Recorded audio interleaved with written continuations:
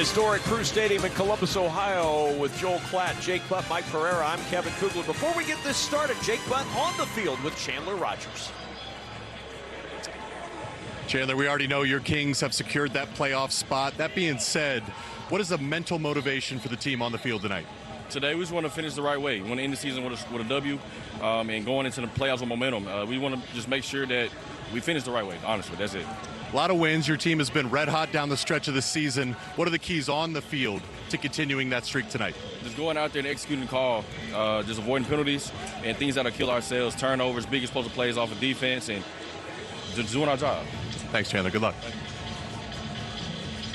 Now Chris Redman and Ted Ginn Jr. We were talking with Chris Redman before the game. He said, for us to get to where we're at right now after an 0-3 start, a testament to our players and coaches. He said, we're playing the best we've played all year right now. They're really trending in the right direction, Joel, as they head to the postseason. They really are, and a lot of that has been Chandler Rogers, like we already talked about. Ted Ginn, though, his team got that infusion from Jalen Morton at the quarterback position a week ago. They're looking towards the future. Is Jalen Morton part of that future at that position?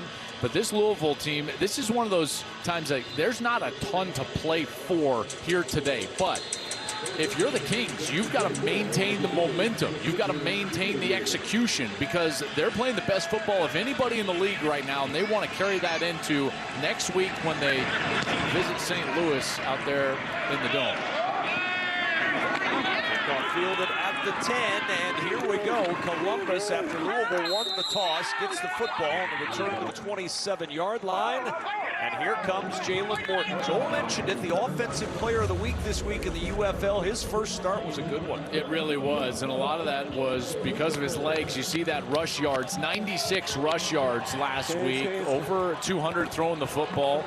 14 of 30, 4 total touchdowns, and this is a team that wants to keep it on the ground. Remember, when they're playing successful, they're running the football well. We'll see if they can do that against this Kings defense, which is not great against the run. That's really the one area of this Kings defense that has struggled during the course of the year, is their ability to stop the run. First down, Morton under some pressure, has to get rid of it on the sideline. He throws the interception, and a walk-in pick six on play number 1 for Eric Garror.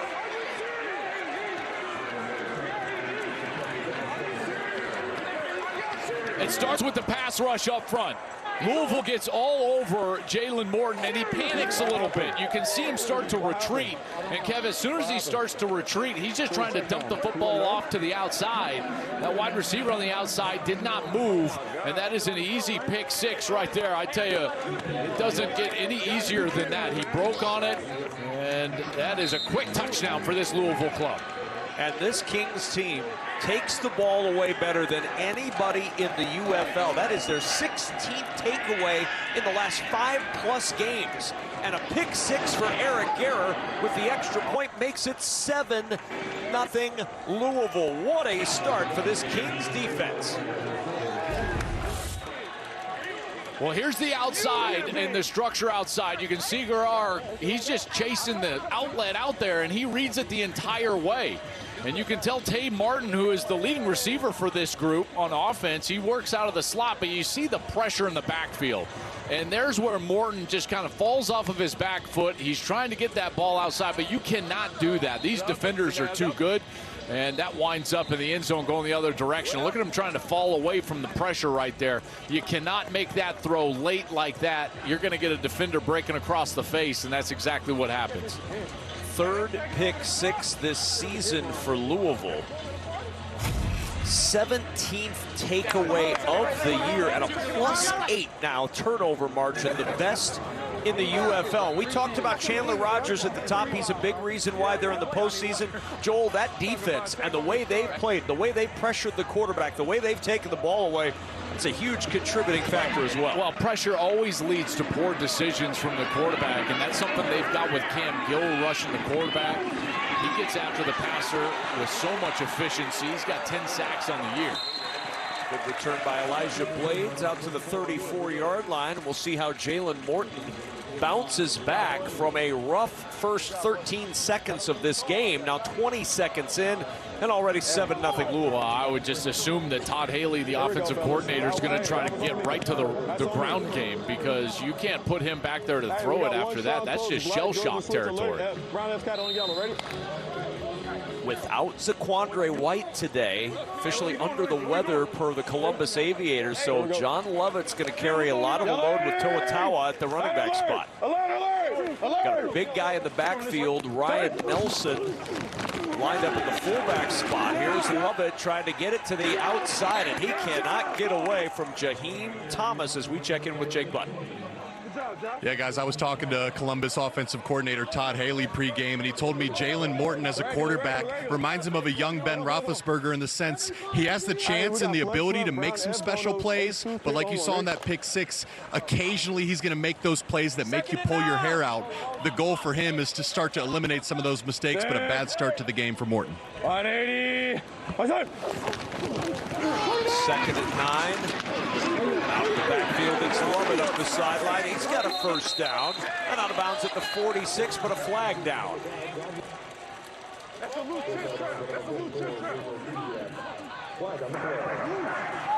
Ineligible player downfield, number 69 of the offense. 5-yard penalty, 2nd down. Cole Cabral costs an 11-yard gain. All right, with Columbus on offense, Joel, who do you have as players to watch? Well, John Lovett is certainly one of those guys. They've got to get the run game going when they do throw the football. Last week, a guy, Kiki Chisholm, on the outside, he had a big day, 3 catches for over 50 yards. And then defensively for this Louisville group, I already mentioned Cam Gill. I think he is the leading candidate for Defensive Player of the Year here in the UFL. Has set a UFL single-season record with those 10 sacks. And then Corey Mayfield on the outside. 4 interceptions this year. He missed last week with an injury, but he's got 4 picks already. This is a guy that can get after the ball, there's no doubt. And again, this team, they picked the ball off. 13 interceptions now after that pick 6 earlier in this game. Pick the ball off, and they pick the flag up. It's first down after the 11-yard gain, and here's Morton using his legs, and Morton on the zone read into Louisville territory and out of bounds near the 47. It's just that read on the outside. So here you go. You're going to get eyes on the defensive end. So you're going to read this defensive end right here. If he crashes down, then you're just going to get on the outside. There he goes. So he squeezes down, and there's Morton on the outside. He's certainly got the elusiveness. He's a big player as well. He's 6'4", 226. So he's certainly sturdy enough to carry the football. After the 7-yard gain, it's 2nd and 3. Ball across midfield, so the punt off the table for Columbus. And on 2nd and 3, drive up the middle for the first down. And Lovett moves the chains for Columbus. Kings. It's been the ground game all year for Columbus. They are the 2nd best rushing offense in the UFL, almost 135 yards per game on the ground. The key for them, Kev, is the consistency running the football. Todd Haley knows that. You know, they do not throw the ball well down the field. Covered on the line of scrimmage. 5-yard penalty, still 2nd down. What? No, he was not. No, he wasn't. He was on. They're saying that was an illegal formation, but number 58, who is the tackle, Bless Harris, saying that he was off the line of scrimmage and uncovered. I believe that's right. All right, we got change Their right. tight end, Cam McDonald, was off the line. So there's the tackle. Here's a wide receiver right there. They're saying he was uncovered, so they're saying that he was not up on the line of scrimmage, the wide receiver. That was pretty second call right there. Yeah, very technical. Morton trying to find room to the outside and out of bounds near midfield. It'll set up a 3rd down and 6 coming up for Columbus. And this defense, led by Jamie Sharper, teammates with head coach Chris Redmond when they were with the Ravens in 2000 and 2001. This defense has just gotten better and better all season long. Yeah, they really have. I think they're playing their best football. You know, they're 3rd in the league right now in scoring defense. They're not great against the run, and that's one thing that they're going to have to decide today, because you know Columbus is going to try to run the football. Again, they They run the football second most in the league, almost 30 rushes per game. So they've got to decide how many resources they're going to commit to stopping the run. 3rd and 6. Good throw and catch. Aesop Winston diving down for the first down. This is a really good throw, in particular on an in-breaking route at the chains. Watch where Morton puts this ball. And this is important. You get an in-breaking route, you need to throw that ball down near the ground, and so the wide receiver can protect himself. He knows that he's going into an area where there's other defenders. Jaheim Thomas is there, the linebacker. You can't lead him out in front right into the linebacker. That was actually a very good throw. Down at 10. Morton with time. Nobody open. Now zips it in the direction of Tay Martin, and it's 2nd and 10. Decent pressure there from Louisville. You got to have a protection plan against Cam Gill. This guy, number 46, Cam Gill, can absolutely get after the quarterback. He's one of the best. Well, he is the best in the UFL. Single season UFL record, 10 sacks. And they're going to have a plan for him. Set. 180. That's right. 2nd and 10.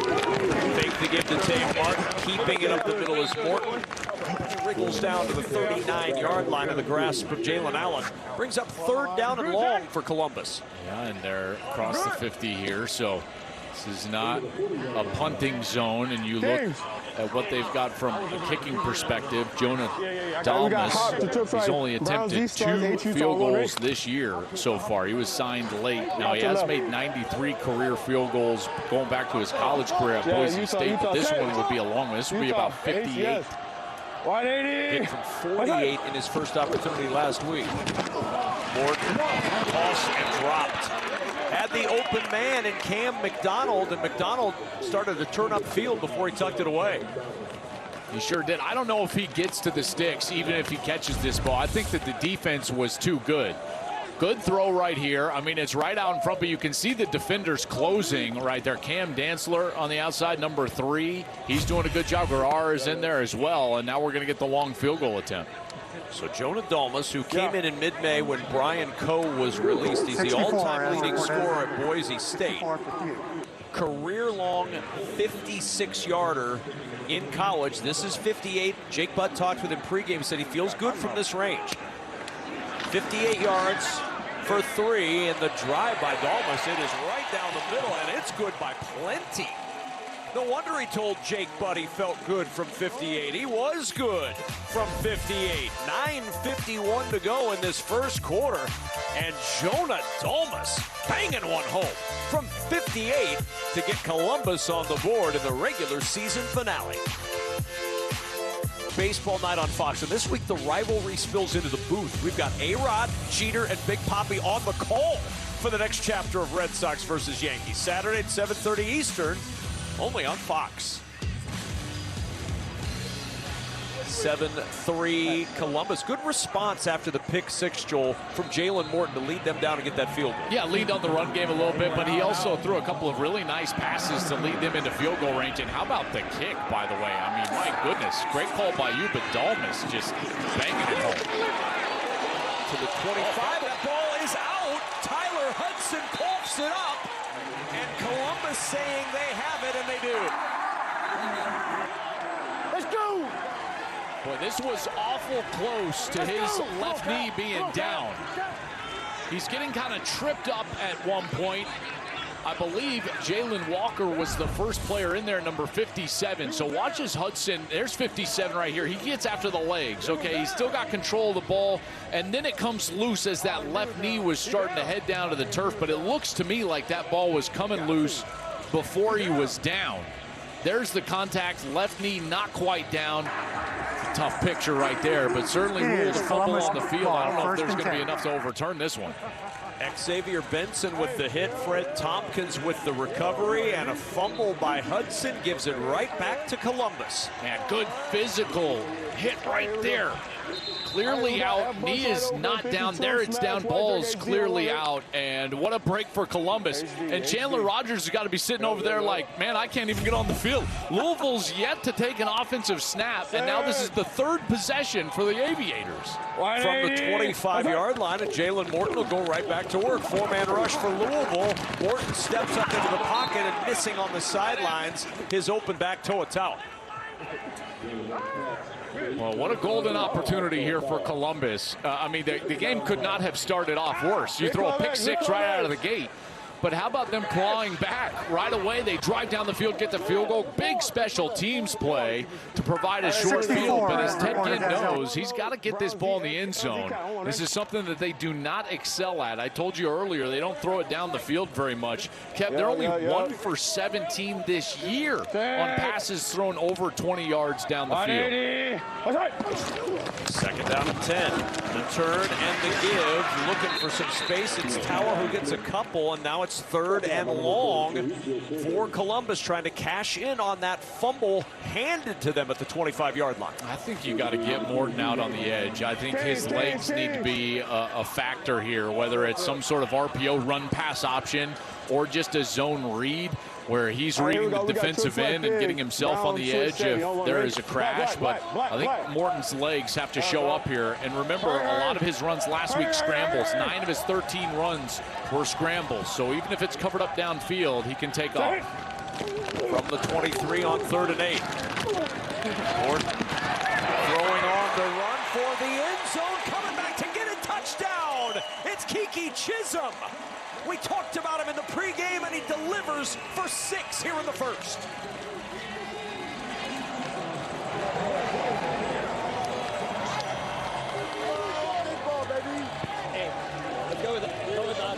This was an absolute missile from Morton. He gets on the edge. We'll see if he secures the catch here right at the sideline. There's the foot down. He's got the ball secured right there, and he secures it through the process of going to the turf. And Morton just stares at that sideline because look at this throw. That is a missile. He's on the run. Kev, there was no arc on that ball. That didn't get above 6 feet. He just threw an absolute seed in there for a touchdown to a tight window. That is one heck of a throw by Jalen Morton. And Keke Chisholm's 3rd touchdown catch of the year gives Columbus the lead. They do cash in on the fumble on the kickoff. We talked with Jalen Morton before the game. Said, what's the biggest strength that complements what you do? He said, it's my arm. I can make any throw on the field. Ted Ginn knows he can. He made a good one there. It was miscue by Louisville. The fumble on the kick return by Tyler Hudson, recovered by Columbus. Jalen Morton turns it into a touchdown to Keke Chisholm, and now Jalen Morton is with our Jake Butt. Well, Jalen, it's a heck of a start to the game. I mean, it started off, unfortunately, with the pick six, ends there with a nice touchdown to Keke Chisholm. Take me through how you're able to bounce back. Take it one play at a time, have a short-term memory. At the end of the day, these guys trusting me and I trusting them. You know, both sides, offense, defense, special teams, and you saw what happened. Unfortunately, that first play was on me, and I gotta grow from that. Great throw. Nice stuff. We talked with him about battling through to get to this point as the starter, and he said a lot of people would have stopped before they got to that chance to start last week. He said, I've been in some rooms with some dudes who are now in the league, but I'm just trying to show people that I belong in the NFL, that I belong in the UFL, and I've got an arm to do it. Now on the return, trying a little bit of a redemption story, Tyler Hudson with a spark, and we're finally going to get to see Joel Klatt, the Louisville offense, and quarterback Chandler Rogers. I was just going to say, we have yet to see Louisville on offense. It's 10-7, weird start to this game, and this is a redemptive return right there. Hudson puts it on the ground on the last return in there. Beautiful down the side. Look at him just hurdle. The kickers always go down kind of soft, though, right? I mean, like, I hate to look at him right there. He's like, I mean, it's almost like they're preparing to get hit even when they're trying to make a tackle. Why do I got to throw shade at kickers? I don't know. I think that may have deserved it there. First offensive play comes from the 42-yard line, and it's Ian Wheeler on the run, and Wheeler inside the 40 and down at the 38. Chandler Rogers has been really the story of the second half of the season, maybe in the entire UFL, but certainly for the Louisville Kings. You know, I know that most would say that probably Plummer and Orlando is going to be the MVP, but I think there's a strong argument for Chandler Rogers because of what he's meant to this offense and this team. And you think about who's playing the best football right now as we head into the playoffs. I think it's Louisville, winners of 5 of 6, and he's a big reason why. Wheeler again up the middle to the 35-yard line, and it'll bring up a 3rd down. And now Chandler Rogers, we don't expect to see him more than 2 series in this game. Chris Redmond wants to make sure he is healthy and ready to go for the playoffs next week. But the last 5 games, you cannot argue with the results. 30 points per game with Chandler Rogers at the helm. I mean, they're the #2 scoring offense in the league, and it did not start out great. They lost 15-13 to Birmingham, 19-9 to Orlando. Then they finally got a little bit of juice offensively, scored 27 but lost. And then here in the last few weeks, 30, 33, 37, they're rolling. Wheeler can't get free. On 3rd down, he is stopped short. Good ankle tackle by Fred Tompkins, who recovered the fumble on the kick return. And now 4th and 3. Yeah, either have to go for it or try the field goal, and they're going to kick. Well, Tanner Brown, he's the one that is carrying the torch here in the UFL. We've had some great kickers in spring football, certainly. Brandon Aubrey being the foremost of those. But Tanner Brown has been excellent. He's 25 of 28. He's only got 1 miss inside of 50 yards, excuse me. And he's been terrific, and hopefully I didn't just jinx him right now.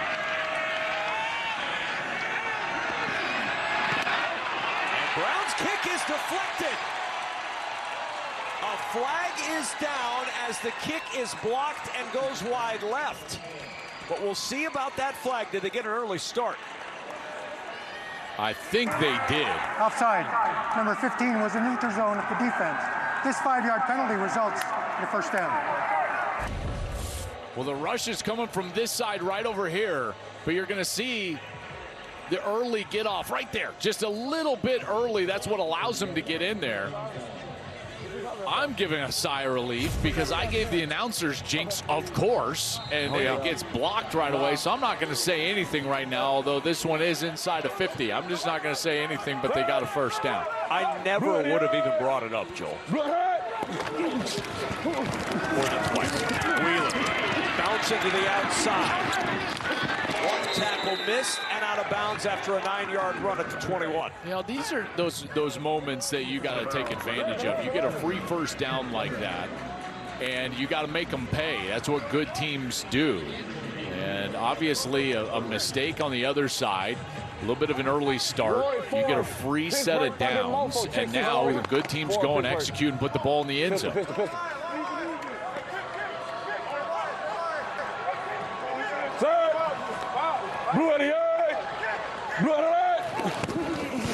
Second and 2. It's Wheeler again.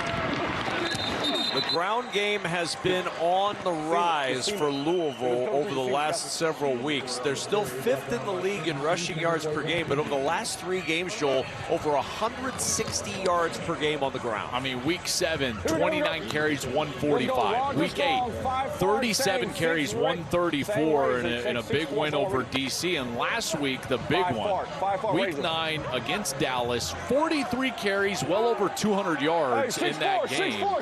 Wheeler had 93. This is a run game that certainly got its feet underneath it. On 1st down and 10, it's Wheeler again. Not much that time. Stacked up by Tony Fields II. Steve Logan is the offensive coordinator for the Kings. And let's listen in. 4-dart Raptor. That Quill, check 7. Lee Flex, 4-dart Raptor. Dan Quill, check 6. Lee Flex, 4-dart Raptor. F Will, check 6. Oh, already. 4-dart. Let's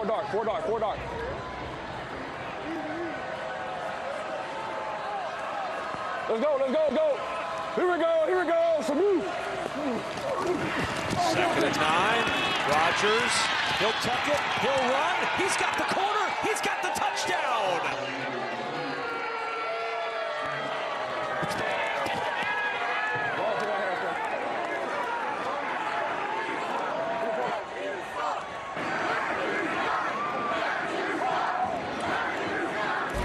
offsides call turns into touchdown. Yeah, a really good read by Rogers. First, he's got the read on the defensive end. The defensive end crashes, but now he can throw the ball. And right now he's going to read these defenders on the outside. As soon as he sees them take off in man and cover all those wide receivers, you see he wants to throw it. It's an RPO, run-pass option. But he sees the defense fall out of there, and he takes the run. And he takes it himself, and untouched into the end zone he goes. Really good read there from Rogers. So Brown on for the extra point, and it makes it a 14-10 Louisville lead. Chandler Rogers says this stuff's easy right now at the quarterback spot. Untouched around the edge. 4-6. And Louisville gets a break from Akeem Dent's offsides, and they turn it into a lead. 14-10 lead for Louisville over Columbus. 4:10 remaining in this first quarter. 7 plays, 42 yards.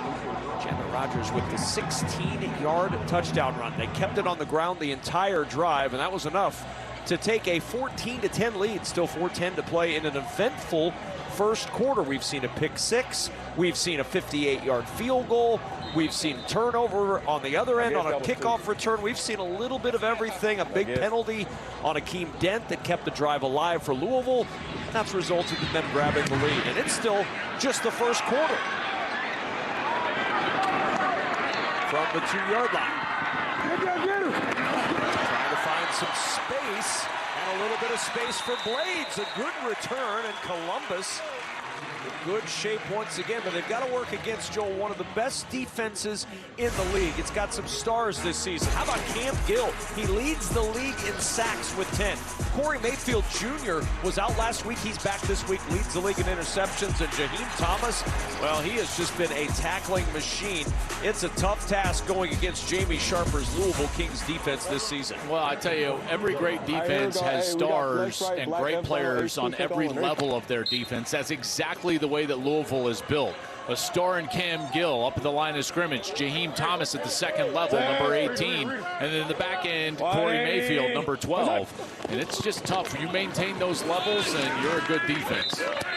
Nowhere to go with Xavier Carlton clogging up that run. Let's listen into the defensive play call from Jamie Sharper. Show two. Miss out of smoke. So he's going to show cover 2 and try to bluff this, but then some sort of smoke that would signal to me a pressure right here. So you're going to try to bluff them into, hey, we're playing normal defense, and then they're going to rotate to some sort of pressure here. So you're going to bluff the cover 2. There's your safeties. Now you see the rotation, and there's the pressure.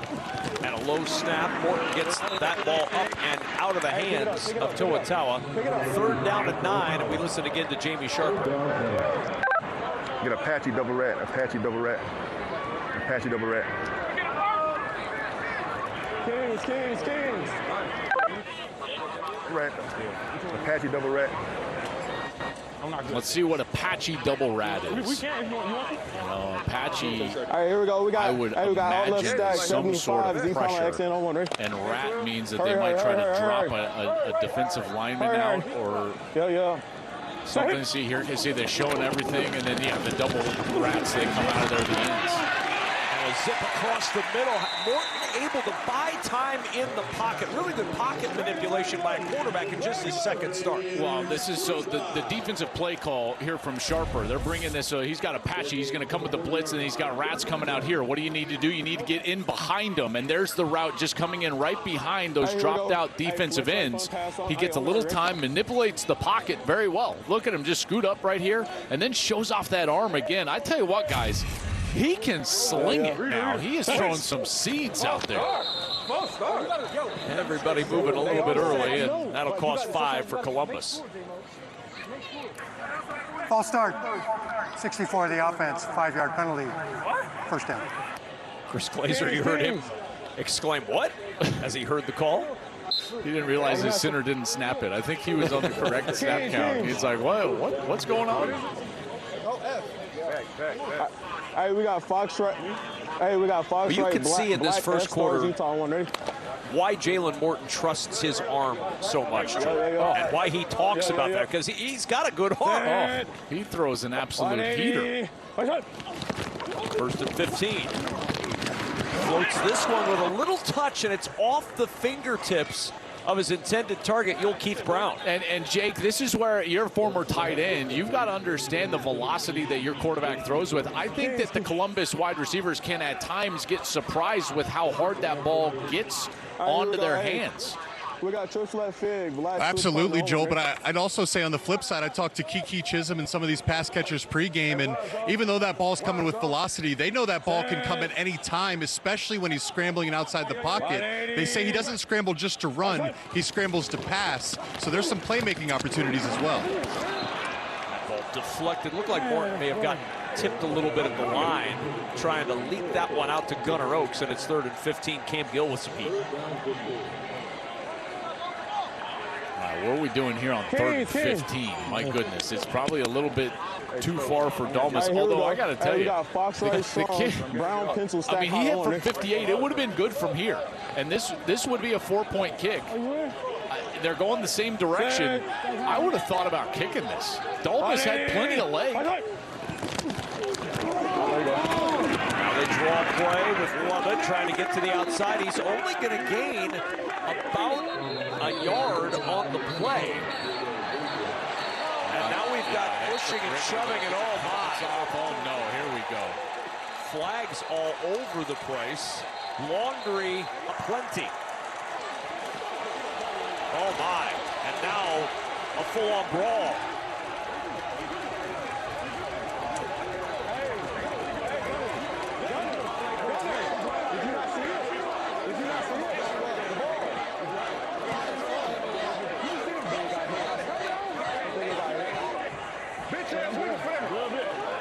Helmets off all over the place on this field.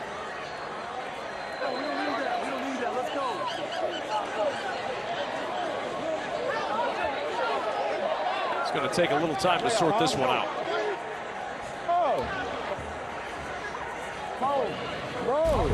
I'm talking about the ball. Here's the end of the play, Cap. So you got blocking downfield, right? You've got the wide receivers and DBs. Garrar gets his helmet ripped off, and now he's working out there as well. Tate Martin and Garrar are right in the middle of that. And then the offensive linemen get involved, and once they get involved, then it's on because the defensive linemen are going to get involved. Got more helmets coming off, flags all over the place. A couple of punches thrown in the midst of all this. See one right there. Yeah. Bell coming in on Lovett. There's another swing. You know, it's always those the second and third guys. I hear what you're saying. Okay. Both sides. I didn't see a true punch, but it was enough to throw flags on both sides. Okay. Listen to me. Louisville 3 goes. He's out. He throws a haymaker. Copy that. Louisville number 3. So we're going to get rid of number 3. We ain't letting our guys get done like that. Are we gonna offset these, Will? You got a number for the other player? Because there's a guy, I think number 81 that came in. Yeah, 81. 81 and 7. Okay. So you got 7 also on Louisville, and you got 81. Right here, I couldn't move something right there. Which is 81 on Columbus. That's correct. Okay, we're going to offset and disqualify number 3 for Louisville. 3 for Louisville.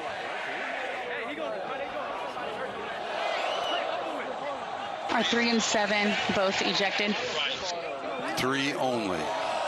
Unless you want to eject 7. But from our standpoint, it's only 3. There are multiple fouls after the play. Personal foul, unnecessary roughness on Columbus, number 81. Personal foul, unnecessary roughness, number 7, Louisville. Flagrant personal foul, number 3 for Louisville. Number 3 is ejected for the remainder of the game. So Cam Dantzler, former third-round pick of the Vikings. The penalty's offset. The reason he's been ejected from the game, it was a right cross to the helmet of John Lovett that gets him booted out of this one. Yeah, that was pretty obvious. And again, it's never the immediate action. You know, you can have some unsportsmanlike, but then you get, there it is right there. He just throws a huge right cross, like you said. This is not MMA. And he's going to be ejected. We will... He is not suspended for next week. The ejection does not carry a one-game suspension with it for the following week. So Cam Dantzler will be eligible to play in the playoffs next week for Louisville, but his regular season ends early. 64, 77 have reported as eligible. So now Jonah Dalmas will come on and try a long field goal here for Columbus. This is going to be a 4-point attempt here. He had the leg. He kicked 58 earlier. He had plenty of leg on it. I know. All right, this from 61. He was hitting from 63 in warm-ups. Good snap and hold. Dalmas's kick for 4 points. On the way, it is good. This game is tied. Jonah Dalmas from way downtown. 4 points later, we've got a 14-14 game. Can I kick it? Can I kick it? Joel Klatt said it. He was good from a lot further before. He bangs this one home. We're tied in the first. Can I kick it? Kickers have been great. By my eyes, 60 yards. Beavis has a huge leg. 61 yards. And good. Her 64-yard try. Good! A star is born in the UFL. McCrane got it up. They score 4. Well, spring football's got a rich history of kickers. Brandon Aubrey, Jake Bates, Harrison Mevis all in the NFL after kicking bombs in spring football. And now the 4-point 60-yarder, this 61-yarder. Getting Jonah Dalmas excited, getting Columbus back even late in this first quarter. An injection of excitement from the kicking game in the final regular season game. 5 for 10 now, by the way, in the league on 60-point field goals. It's a pretty good percentage from 60-plus this year.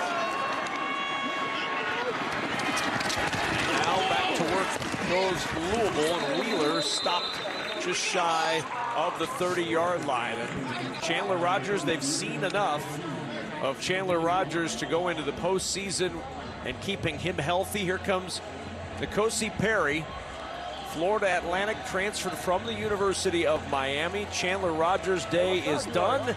We'll see him next week in the playoffs, and it's Perry for at least the rest of this first half.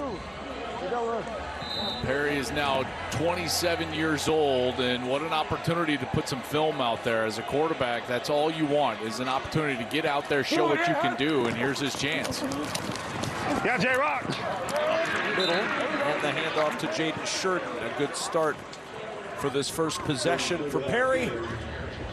And that'll take us to the end of a very busy first quarter in the final game of the regular season in the UFL. 14-14, Louisville and Columbus into the regular season on a high note on Fox.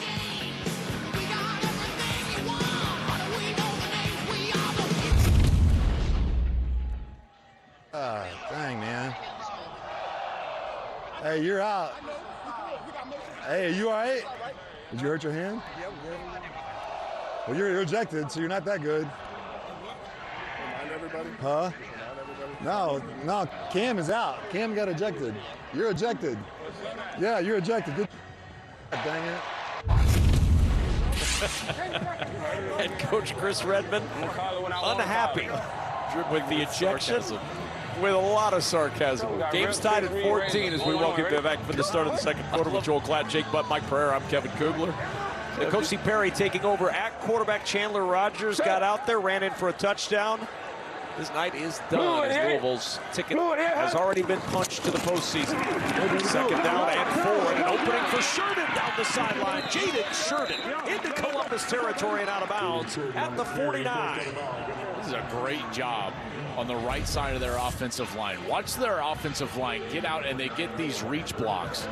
First of all, you look at the right guard, Jalen Thomas, and he gets around what's the 3 technique. What is the 3 technique? It's when the defensive lineman lines up on the outside shoulder of the guard. And that's the toughest block for a guard to make, is to try to reach him or get to his outside shoulder so that you can get that outside running lane, which they got. So Jalen Thomas played his college ball at SMU. Heck of a block there on the interior. Here we go. Into a 16-yard run. And on first down, big hit in the backfield. Jordan trying to turn it upfield, and there's big Patrick Jenkins to sandwich him at midfield. Well, you see the good offensive line play, and here a miscommunication on the left side. So watch their guard and tackle. You got Dyson Tunstall. They're just going to leave somebody totally unblocked and a whiff, and you can tell when the offensive linemen start looking at each other like that, they know that something got screwed up, and that play was done before it started. 10 plays for Louisville on offense, all 10 on the ground. Will we see the first pass of the day for the Kings on 2nd and 11? We will not. Hand off up the middle. And not much there for Sheridan, but they are across midfield, Joel, so Louisville's going to have to go for it. The punt is out of the equation. Now, Tanner Brown has hit from 60, but to get into that range at least, you're going to have to get, what do you say, about 6 yards right here to try to get down to the 42. The 42-yard line is the marker for a 4-point field goal. Here's Tanner Brown right here. I think he's probably got range for a little more than 60. So you're looking for 4 or 5 yards here, and we might see another attempt.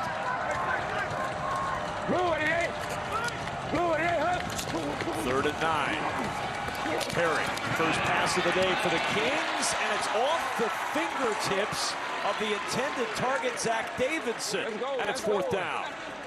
Well, Davidson leads the UFL as far as tight ends go in targets, but he also has 5 drops on the season. This is probably a 6th, because although that one was low and away, and he's complaining that he got hit in the face mask, that hit him in the hands.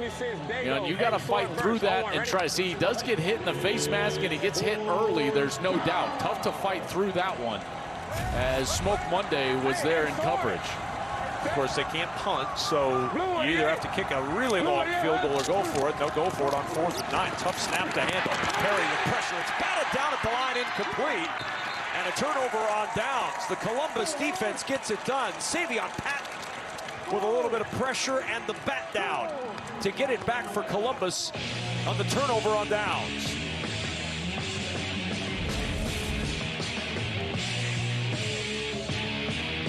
Pressure from behind from Jacoby Windman. The bat down by Patton. And the Aviators defense flying high. The playoff field is set. 4 teams remain with hopes of winning the 2026 United Bowl. Orlando, St. Louis, D.C., and Louisville. The playoffs begin next week. Both semifinal games are Sunday, June 7th. Orlando and D.C. square off at 3 p.m. Eastern on ABC. And St. Louis hosts Louisville at 6 p.m. on Fox. Kurt Menefee, Joel Klatt, Brock Huard, the entire crew on hand in St. Louis next week. That is going to be a fun night of football. And Chandler Rogers is already starting to think about prepping for those Battle Hawks in St. Louis. That'll be a great atmosphere, Joel. Yeah, it really will. It's always a great home crowd for St. Louis, but they've lost 2 straight years in the first round of the playoffs at home. We'll see if they can come up with a win against this Louisville team next week. First time it didn't go so well. Battlehawks defeated the Kings 16-3, a 3-point season low from this Kings squad. And the Battlehawks defense, which we talked about on Friday night, best defense in the UFL, 6 sacks, and they only allowed 12 yards on the ground. Well, Chandler Rogers, that was his first start. And after that start, they went to D.C. the next week. They got it rolling, a 30-13 win. Let's go, D. And then they started to lean into the run game. And so they've certainly figured it out since that game against St. Louis, but St. Louis has the best defense in the UFL.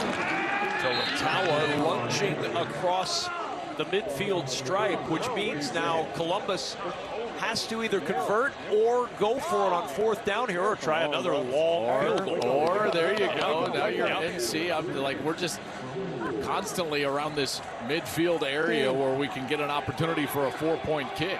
All right, here we go. Hey, come on now. Let's go, bro. Make a play. Let's go. Let's go. Not much wind on this really nice night for football in Columbus. Temps at kickoff at 77 degrees.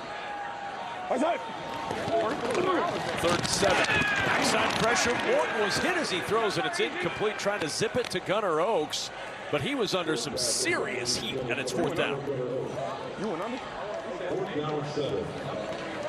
Now they've got to come up with something here on 4th and 7. Let's hear the play call here from Todd Haley and see what we got in the huddle. Hold on. Hey, here we go. Hey, we got out left stack 75, Z pylon XN on 1 ring.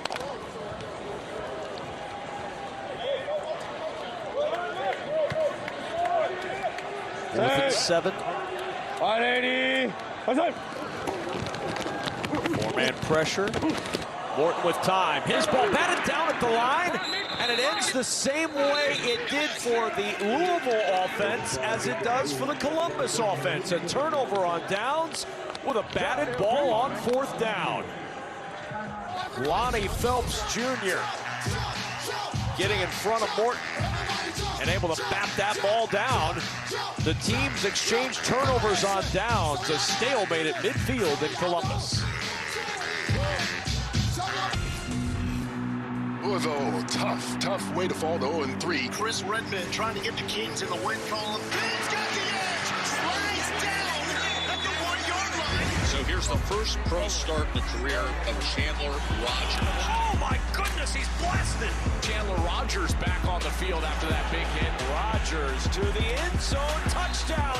That is another brilliant throw by Rogers. How about that? 0-3 start. They've won 5 of their last 6, including 3 straight wins. Nobody in the UFL is going into the playoffs any hotter than the Louisville Kings. 5-1 since that start. What a turnaround for Chris Redmond, for Chandler Rogers, for this entire brand new franchise. Josie Perry on in relief in the quarterback spot. The handoff to Ian Wheeler and no gain on the play. And I mean, you look at what that hit did. We were there for that game, Joel, when Chandler Rogers took that big hit from Derek Roberson of DC. And it's weird to say it, but it really did feel like, certainly in that game, that turned it around. Really, you could say that was the spark that lit the fuse for this entire surge in the second half of the season. Well, there's no doubt. I mean, they're what are they, 2-4 at the time. They're down in that game. It's nearing halftime. They're on the road against the defending champ. And all of a sudden, they get that free first down, punch it into the end zone, and they haven't looked back since. They have been absolutely outstanding. They've done a couple of things really well during this stretch. Number one is they've won the turnover margin. Chandler Rogers has kept the football away from the opponent. He's done a great job. 5 touchdowns, only 1 interception. And then they've turned turnovers from their defense into points. 56 points off turnovers this year is second in the UFL. And that has really been the key. And you couple that with the fact that they've been running the football better. The defense has been very good, in particular getting after the quarterback. And you've got a team that no one wants to play in the postseason. 3rd and 1, and this play stopped before it started with a flag down. Prior to the snap, first time out of the half, Louisville. So no flag, the timeout used first. And Louisville will regather before 3rd and 1. And Jake Butt, what are we looking at goal-wise if you're a Louisville Kings fan for this game today? Well, I'll tell you what Chris Redmond told me pregame, and this has been a conversation throughout the season. As good as the Kings have been, Redmond has echoed every single week. He doesn't feel like this team has played their complete best football game yet this season. So he said going into this game, the keys for them were staying out of their own way. A lot of penalties last week, the self-inflicted wounds. Obviously today we've seen a fight. You get some players ejected. There was a turnover on special teams. But I think it's interesting going into the playoffs with how hot this Kings team has been. Redmond feels that there's still meat on the bone left to be uncovered. I think that's a great point. And as a coach, you're constantly looking for those areas where you can coach your football team hard. And certainly there's going to be some of that even from the first half here so far today. 7 court. Red ball. 3rd down and 1. Wheeler on the carry over the left side and enough for the first down to the 39-yard line. I really like how physical Wheeler is on those short yardage runs. You know, if you're a running back and you're learning the position, one of the things that you've got to learn how to do is get your pads parallel to the line of scrimmage and get yourself moving what you would call north and south or straight up the field, in particular in those short yardage situations. He does a good job of that. Blue 88. Blue 88. Down to 10. Perry over the middle, too tall for his intended target, Lucky Jackson. And it's 2nd down and 10. You can see they're just trying to find their rhythm in the passing game, and it's very difficult to do when you get a new quarterback in there, N'Kosi Perry, trying to work through his progression. Offensive line has done a pretty good job keeping him clean so far.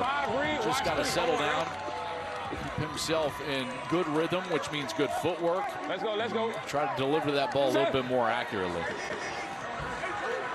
Blue 88. Blue 88, huh? Second down, Perry on the play fake. Trey McKitty back on the field. He's been banged up a good portion of this year, Joel, just his 5th catch of the year, but they're happy to have the talented tight end back on the field. And this is what a run game does for you. There's the tight end, and you're just going to sneak him out here. Why? Because you get fast flow over this direction from the defense, and you can see it sucks the defense in. Smoke Monday, who's kind of playing that nickel back, that strong safety position. He's responsible for the tight end, and McKitty just finds wide open area off the play fake. Perry setting up the screen. It's Lucky Jackson in the middle of the field, down to the 19-yard line, pulled down by Kedrick Whitehead, and it's second down. This Columbus defense has been improving as the year goes on, and the best pass defense in the league, second best total defense in the league for Captain Munnerlyn, the long-time NFL defensive back, helming this defense. One of the things that they've struggled with is trying to take the football away. They're last in the UFL in takeaways, and a lot of that is produced by pressure. They just don't quite get enough pressure on the quarterback. We'll see if they can get a little bit more here in this game. And off, he goes down. He looked up, and the reason he went down, Walter Palmore, 339 pounds of him standing in his path. Yeah, great job by Palmore. He's going to be in the interior here, and he's just going to find himself right in the backfield. You can see he splits the offensive line, and he gets himself there, and there's nowhere to go for Wheeler. Third down at 6. Blue 88. Blue 88, huh? Perry will step up in the pocket. Now he'll run. Perry with some space, diving forward for the first down. That little leap across the line to move the chains for N'Kosi Perry. This is a very good decision, and he made it with some decisiveness here. So he's going to get some crossing routes, and he wants to go over the middle, and then he sees right there just some green grass, and he's able to take off up the field. That's a good sense of where the first down marker is, and he's able to stay head first. And Chandler Rogers, he's loving it. First down for Perry on the dive. From the 14, high shotgun snap. Perry pulls it down and able to do something with it to Tariq Black. Look at the Aviators. 5 of them on Black as he gets 9 yards, and he never goes down. Tell you, Perry has found a nice little rhythm here, making good decisions in the passing game. It started with that ball to Trey McKitty on the outside, an easy completion. Then he scrambles for a first down here. That ball was actually tipped at the line of scrimmage. Really good concentration from Tariq Black. He went 4 catches for 82 yards and a touchdown last week in their win over Dallas. And this is a nice little rhythm for Perry on this series. Second down on a short 2. Perry looking for the end zone, fade into the corner, and it's incomplete. It'll bring up third down for N'Kosi Perry, who was in the CFL with Hamilton. Spent 2 years in the European Football League after leaving Florida Atlantic, began his career at Miami, so he has been battling for an opportunity like this, and he finally gets it today. He played for Mark Richt at Miami, and then Manny Diaz, 4 years, 9 starts for the Hurricanes, but then FAU for Willie Taggart, 2-year starter, started 24 games. He had 45 passing touchdowns in his career there at FAU. Third down and 2. Off the contact, it's Jaden Sheridan. It looked like progress took him over the line to gain, and they say it's a first down. It looked like that extra fight just got that ball just across the line to gain for the first down. Good run from the small back Jaden Sheridan. He's only 5'8", 189, Kev, but he ran physical right here. Gets the ball on the interior right there. There's the contact, and as he spins away from Palmore, he's able to just lean forward for an extra half yard. Blue 88. Blue 88. First and goal, handoff, barreling towards the goal line, and at the goal line is Wheeler, just short. Boy, from our angle up here, it looked like he got that ball over the goal line. But the officials rule him just short. As he's spinning backwards, watches, he just kind of back his way into the end zone. He's up, he's up, he's up, and then there he's finally down on Smoke Monday. That ball's across the goal line. I think that's a touchdown. He's up as that right arm. That is a great look. Our camera crew is all over it. What a terrific shot from the back of the end zone. The previous play is being reviewed. Mike Pereira looking at this. Yeah, he's up. He's up the whole time, Kev. And then that ball, you can tell, is extended over the right shoulder. Almost crab walked it. Frank, I'm just looking at all the shots here. The shot that they just showed here, too.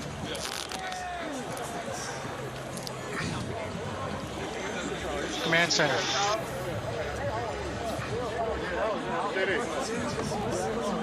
Yeah. So we're going to go back to 25 on the play clock for check. Give me that shot down the line again one more time. We're going to go, listen. This shot here. We're going 13 big. We're going calm. This shot here. Calm, goose. Everyone surge forward. You find the open gap. Yeah. It could be in the B gap. You guys got it? He is. He was up all the way, Frank, and by the time he hits down, the ball does break the plane. He's got it in his right hand, actually. Tough one to see on the field, but to me, this is a touchdown. So the runner had possession of the ball when it crossed the goal line. That's correct. Got it. During the play, the runner had possession of the ball when it crossed the goal line. It is a touchdown. Well, you saw it right away, Joel. That is 6 on the board for Ian Wheeler. And just great fight from Wheeler after contact as he just backs himself into the end zone, and a really good series for N'Kosi Perry, who drives this Kings team down for a touchdown. What an effective drive through the air on the ground. You can tell they're leaning into this run game. There's no doubt. You look up, and this Louisville team already 17 carries. Please reset the game clock. Almost 100 yards. They're almost over 75 yards so far in this game. 3-yard touchdown officially for Ian Wheeler. His 6th rushing touchdown of the season, and Louisville on top. Come on now. Great job. Very undecided with that dot.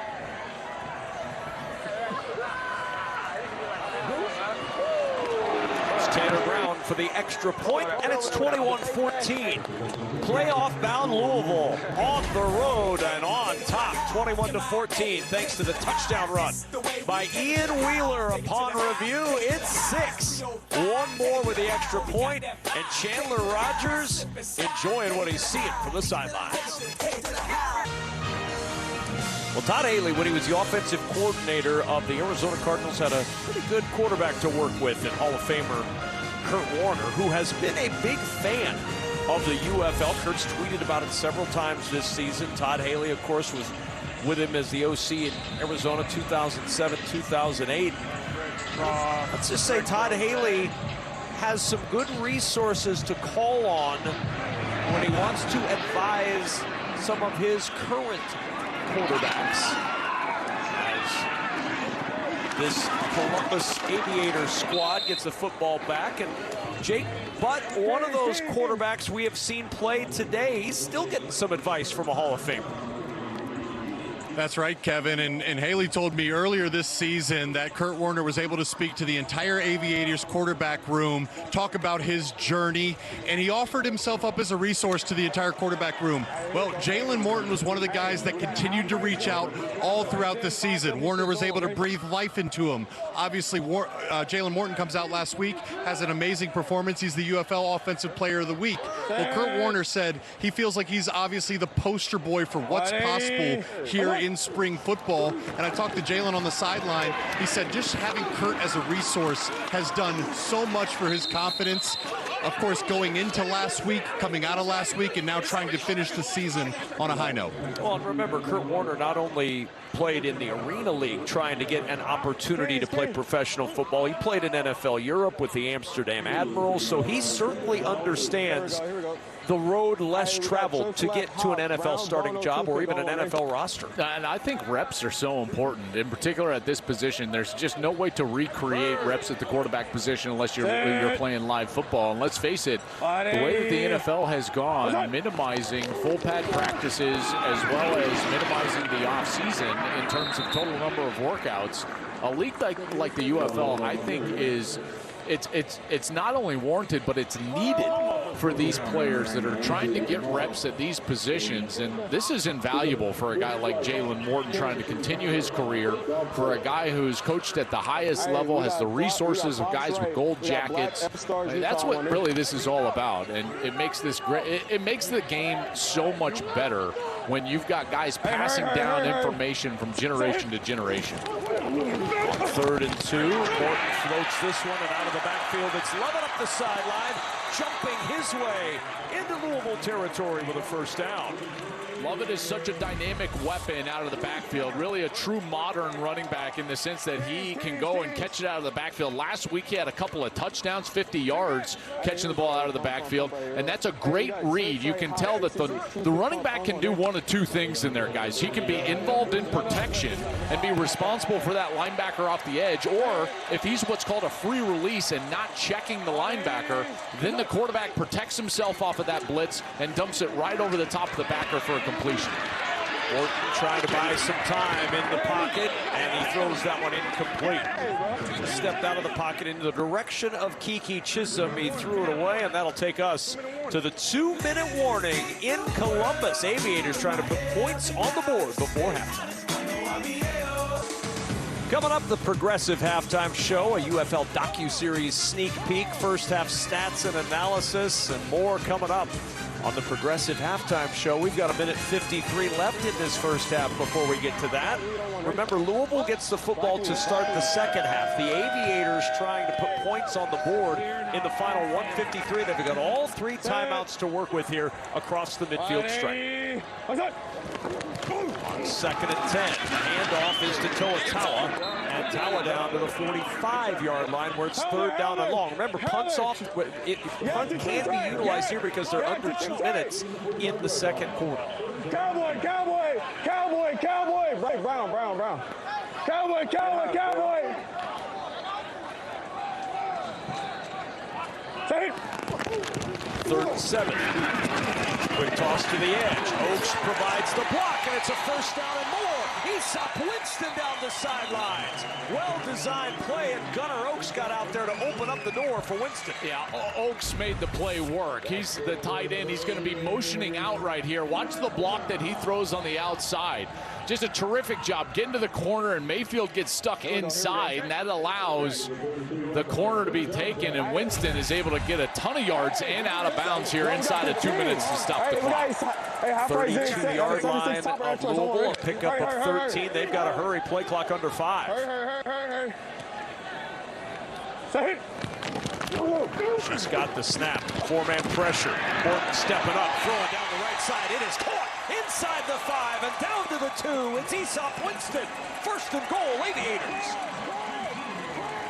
They're going to hustle up to the line of scrimmage. I cannot wait to show you this last throw. I mean, this was an absolute bullet right on the money. And the handoff is to Toa into the end zone for an Aviators touchdown.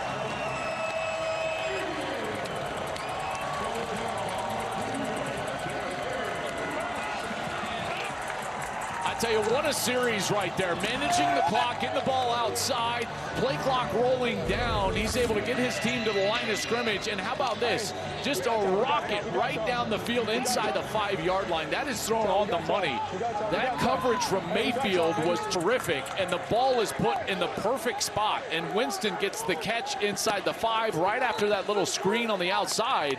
Got a bunch of yards, and Jalen Morton, I tell you, that was an incredible series from Morton right there. Joel, we have seen pass after pass from Jalen Morton, excluding, of course, the first one that was a pick 6.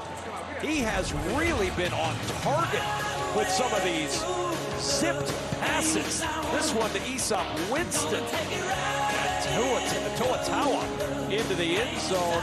Columbus and Louisville all tied at 21. Morton has been awfully impressive. A week after grabbing that starting role, he was inserted into the lineup. He did it with his feet last week, almost 100 yards rushing, and his arm here today against Louisville. How about that throw on the run for a touchdown to Kiki Chisholm? Here he steps up in the pocket, right over the middle, and this was the best throw of the day. A little skinny 8-route or a post route right there, and he throws a perfect ball right there inside the 5-yard line. This team had almost 0 completions, 20 or more yards down the field all year, and you can tell that their passing game has come to life here under Jalen Morton in Week 10 against Louisville. Big hits on this return, and Tyler Hudson is stymied before he gets to the 25-yard line.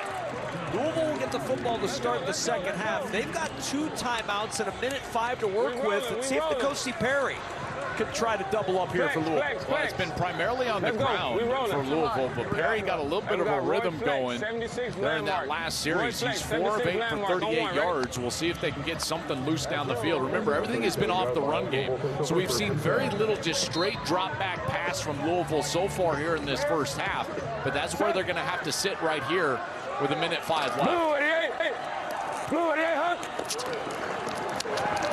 Very straight drop. Floats it down the sideline, trying to put some touch under that one for Tariq Black, but it's incomplete.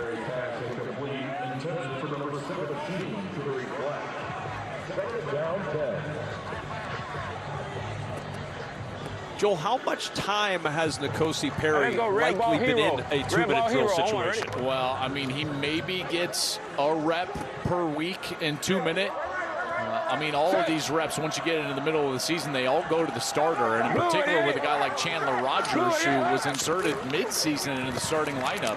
I'm sure Perry has had very little reps, and you can tell by that play call. Now they're just trying to protect here and say, okay, maybe we can pop a screen. They go to the screen here, and it's snuffed out by the Aviators. And Columbus calls timeout. Now they're thinking about points on the board before halftime, and they're thinking about a potential lead going into the locker room. First timeout of the half. Good timeout right there, because you got them way behind the chains. So now you got an opportunity to get a stop, call another timeout, get the ball back with somewhere around 40, I don't know, 44, 42 seconds after a punt with 1 timeout left and a quarterback that has an absolute cannon attached to his right shoulder. And a kicker who today has hit a 4-point field goal in Jonah Dalmas. So you're looking at an opportunity for points here if you could just get the ball back and get a stop on 3rd and 15.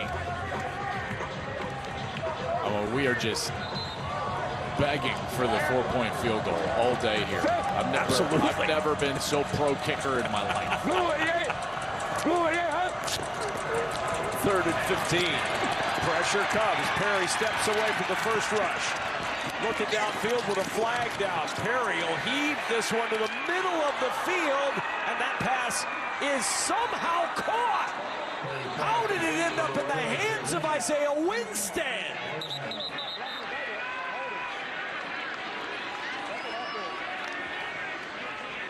Well, now what's the call? Prior to the pass, holding, 9 of the defense.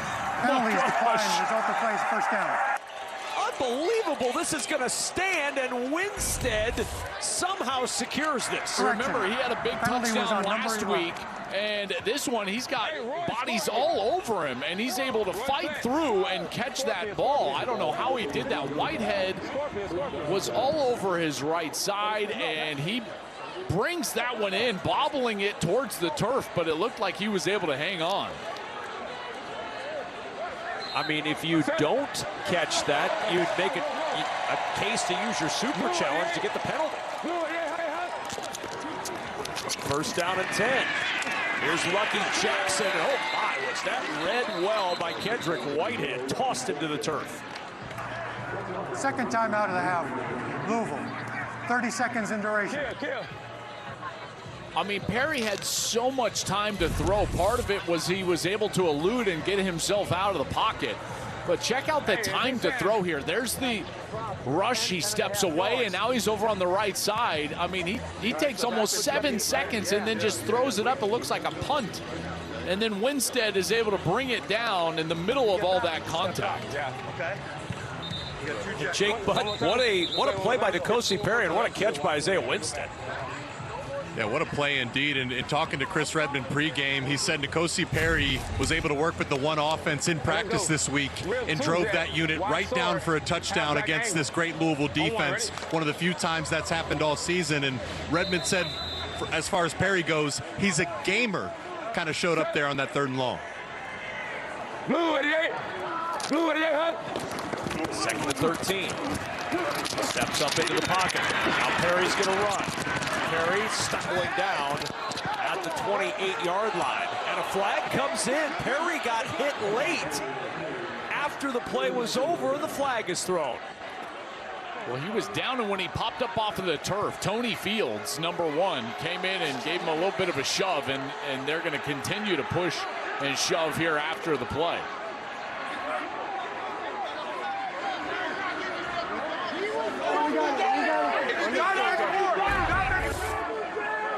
Columbus is going to argue that he was going head first, which means that he's not necessarily down until there's contact, which they would be right. But you would think right there's contact with the feet. And Tony Fields, there was the shove as he's trying to get up. There's the touch. Personal foul, unnecessary roughness, defense. Penalty is half the distance to the goal, automatic first down. I don't think Fields realized that Michael Lawson, number 41, had touched him because it was just with his feet. Foul was on number 1. The clock will and so as start Perry on pops the up off the turf, Fields gives him a shove, and that's what led to the flag. Yo, Roy Flex, 376, Shock Dragon. On 1, ready?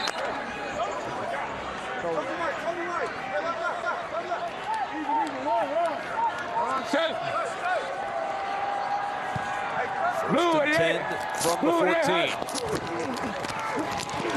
Perry to the end zone, jump ball, it's caught! Isaiah Winstead! What a drive for the Kings wide receiver!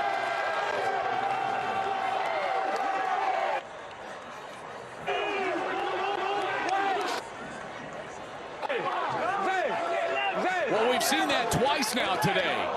Louisville taking advantage of defensive penalties.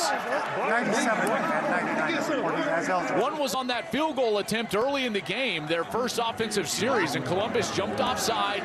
Louisville took advantage, stuck it in the end zone. And then here, after a couple of penalties, extend the drive for Louisville. Perry throws an absolute dime to Winstead, who makes an incredible one-handed catch toward the back of the end zone.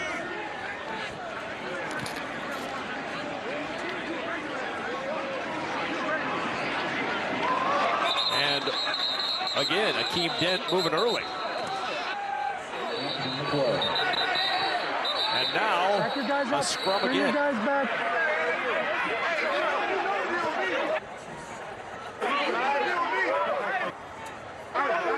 Offside.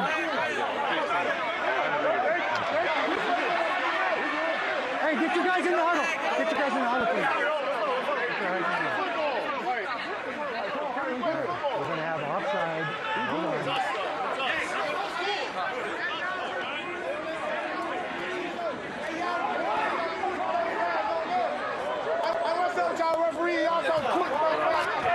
He was on there. Caleb, one number 15.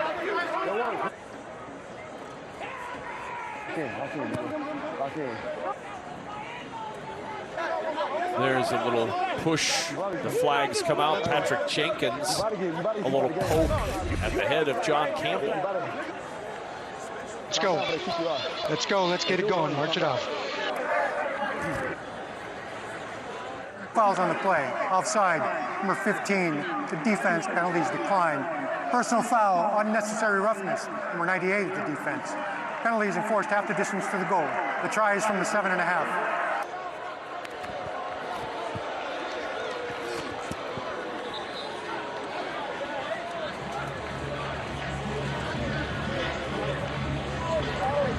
So tempers flaring again in the final game of the regular season.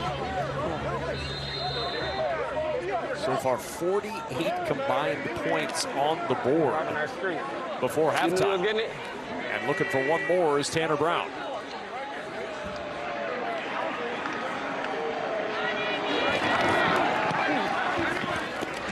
It's 28-21 Louisville. Kings will get the football to start the second half, but they close the first half with a flourish. I'll tell you, these routes are on point here on the outside. First of all, look at Isaiah Winstead. Great release at the line of scrimmage. Then he gets a little separation and goes up with one hand, and he's able to grab that one out of the air. Just a beautiful throw from N'Kosi Perry. Up and over the top. He knows he's got to win if he throws that high, and he's able to do so. And then Winstead brings it down. What a great series for the Kings there right before halftime. What a first half we've had. I mean, this has had it all. We've got the pick six to start the game. We've had some fights, some great throws, both quarterbacks, really all three. You know, well, Perry and Morton. And 49 points now. My goodness. Well, and Isaiah Winstead, how about that drive? He makes this catch to keep the drive alive, securing that through all kinds of contact.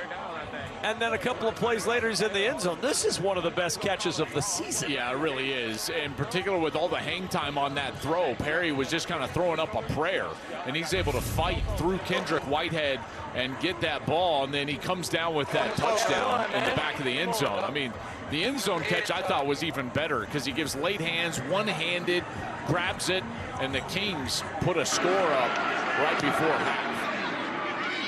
Louisville will get the football to start the second half. See what happens on this return. That may determine what Columbus decides to do, and there's not much there for Akeem Dent.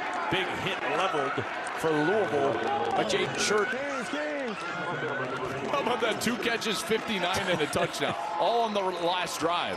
Winstead doing it all on that last drive. I tell you, when someone's feeling it, you make a catch like that, go right back to him. And he had that man coverage. He beat that man coverage to the corner of the end zone. But again, the throw was terrific. You got to understand the leverage that you need to throw with.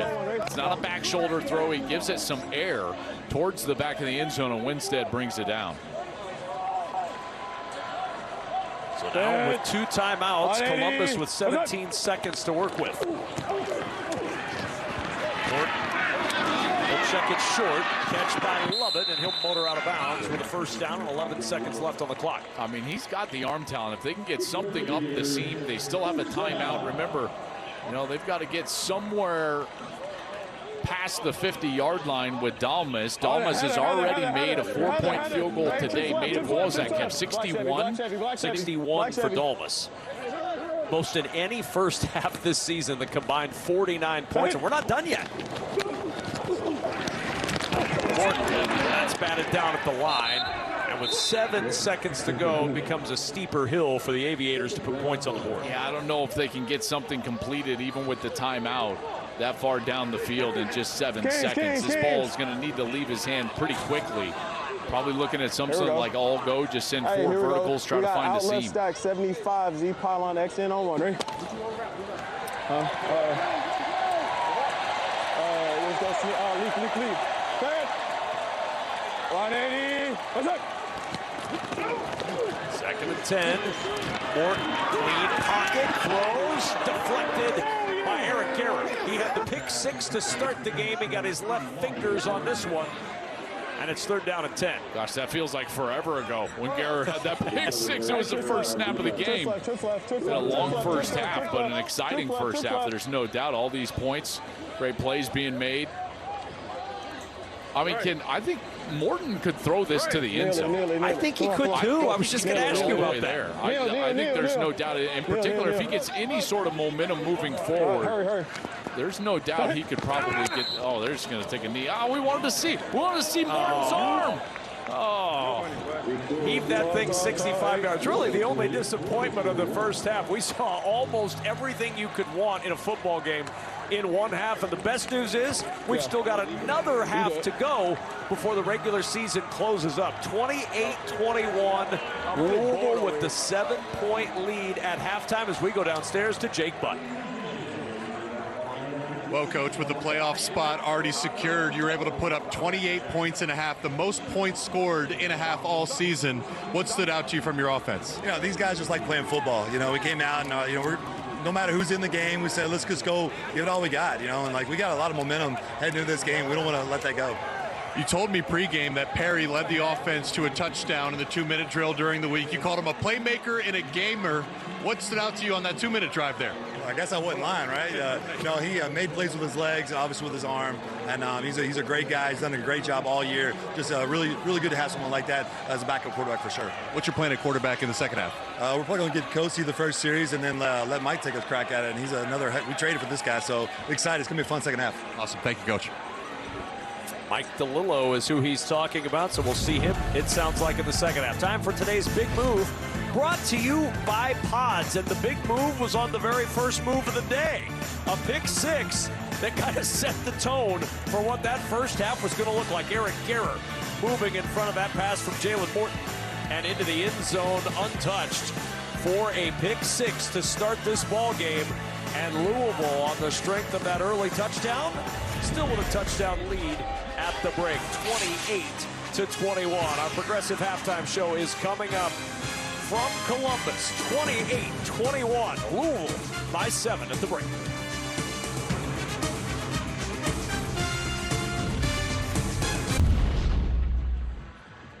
Coach Coach Great job, dude. Great job. That was awesome. I'm going to give you one more in the second half, all right? Give you that first drive? All right. Keep balling, bro. Keep balling. A really good first half for N'Kosi Perry, getting his first real playing time this season and making the most of it. 8 of 13, 89 yards, a touchdown. He rushed for 14 yards, did a good job of handling the rush and handling the situation. His team's got a lead, 28-21, as we get set to start this third quarter of play. That last throw to Isaiah Winstead was a brilliant throw in the back of the end zone. So certainly playing well, coach appreciating it, and there's no doubt. And I tell you, that's a good feeling as a coach when you go into the postseason and you are obviously very confident in your starting quarterback, Chandler Rogers. He's led you to this point, hottest team in the league. But now N'Kosi Perry giving you some depth. And Jake Butt is with Ted Ginn Jr. Well, Coach, your quarterback, Jalen Morton, comes out and has an explosive first half. What stood out to you about his play? Well, we can't turn the ball over early in the first quarter. We just got to go out, keep playing our plays, stay within what we know how to do, and win a ball game. Thank you, Coach. Aviators down a touchdown as we get set to start this third quarter. Louisville will have the football first, and as you heard Chris Redmond say, N'Kosi Perry's going to get one more series, and then we're going to see Mike DeLillo, who they acquired in a trade with DC earlier in the season. And down at the 33-yard line is where Perry and the offense will go back to work. Well, they want to run the football. That's what's led them to this hot streak, winning 3 in a row. Run the football over those last 3 weeks for a little over 160 yards per game. You can see Wheeler, 10 carries for 27, but Isaiah Winstead came on strong there late. Both catches, all 59 yards in the touch on that last series. First down at 10. Blue 88. All at the 33-yard line. And on first down, first up the middle to the 43-yard line. A 10-yard run for Ian Wheeler.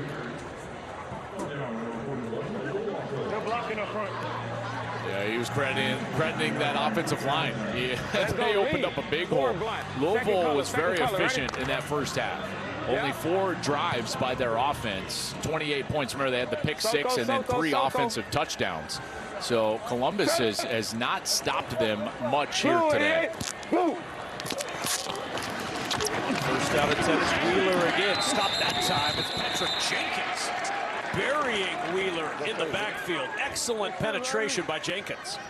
I thought if Perry was reading this that he had a chance to get himself on the edge. You can see they were squeezed down. He probably makes the right read. You can tell Tony Fields, #1, he was playing almost like a spy on the outside as a linebacker, and that allows the defensive lineman to just get after the running back. They can just take the running back. That's their key. They take him, and they leave Perry for the linebacker. 5th tackle for loss today, and now a sack. Ron Stone Jr., 5.5 sacks on the season.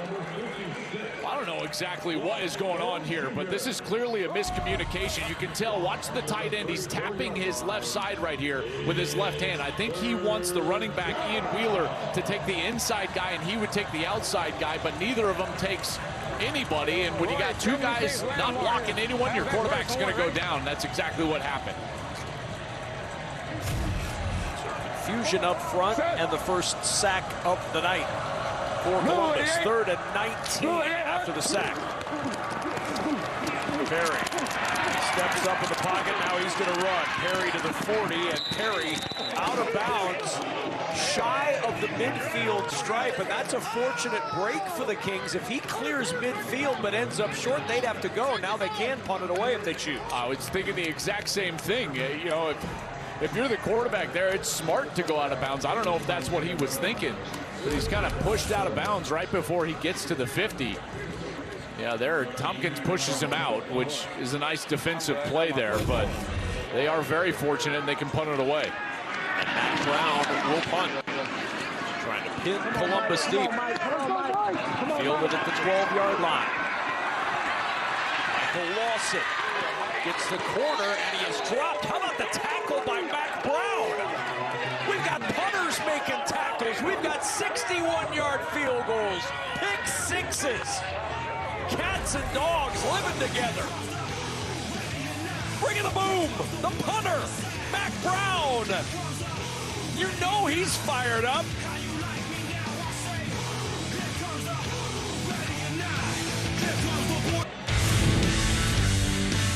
Punters gone wild. Matt Brown. All the angles you've ever wanted of a punter making an open field tackle. Here he is again. Guess what? He's still making the tackle. Mack tackling Brown. He's fired up. He's ready to go. We got a punter pointing at the camera for a tackle. And Chris Redmond says, that's right. Make that tackle. Matt Brown, today's Game Flow, brought to you by Progressive. Is there anything else you need? You need a punter? Then now he's watching it. Now watch, here's how I did this. Here's how I did this here. The punter never watches film, ever. And look, he's over on the eye. How do you work this, guys? Guys, let me say, how do you rewind? How do you do slow-mo? And the defense clearly inspired by Matt Brown's tackling. They throw John Lovett for a loss on the play. That's right. They're all fired up. They're all fired up. He's like, let me see that outbound. Guys, how do you do this? How do you hit slow-mo? Where's the rewind? Look, see, they're doing it for him. Hey, we got Zach to That's so good. They're like, watch this. He's like, oh, look, I can just scroll it back. Look at that. Bam! Great tackle. Hurry.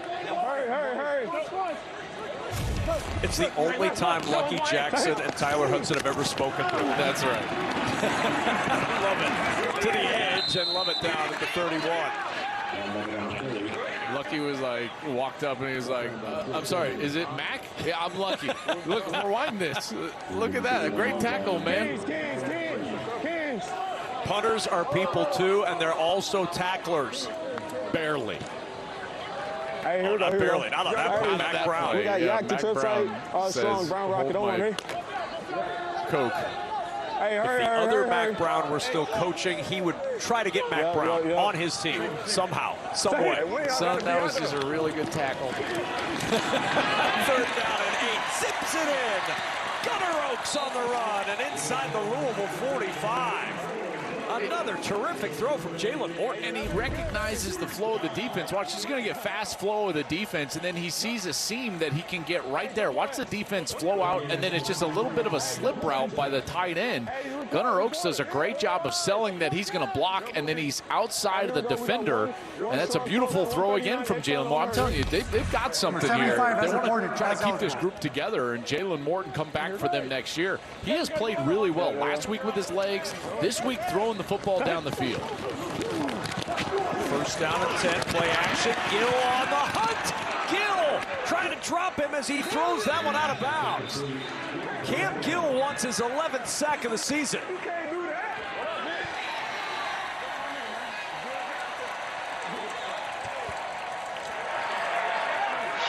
Okay, so we have holding on the defense, intentional grounding. We're going to offset back to the previous spot. Oh, 18 on the holding. Yes, sir. There are fouls by both teams prior to the pass. Holding, number 18 in the defense. Intentional grounding, the offense. Penalties offset at the previous spot. First down. That's a huge break for Columbus with the offsetting penalties. No doubt, because Cam Gill was in the backfield so quickly, that play had no chance whatsoever. He was headed for his 11th sack for sure. Number 64 has reported as eligible. That's your defensive player of the year in the UFL. He has been outstanding. Single season record, 10 sacks. Hey, we got one flood, tight flank. Black gonna be low. Don't worry. It's hard to see the hold down the field. You can see the tight end, Gunnar Oaks, number 84. He's trying to get through the field, and you can see he's just held a little bit. Pretty ticky-tack. Don't love the call at all, but you know what? It was called. Toa, jump cut to the outside, a little stiff arm. Oh, he put on the brakes and reversed his field. Toa hopping for a first down. Gotta love the physical finish from Tawa. Comes over to the left side, and he's got a lead blocker in front of him. That's Matt Farniok.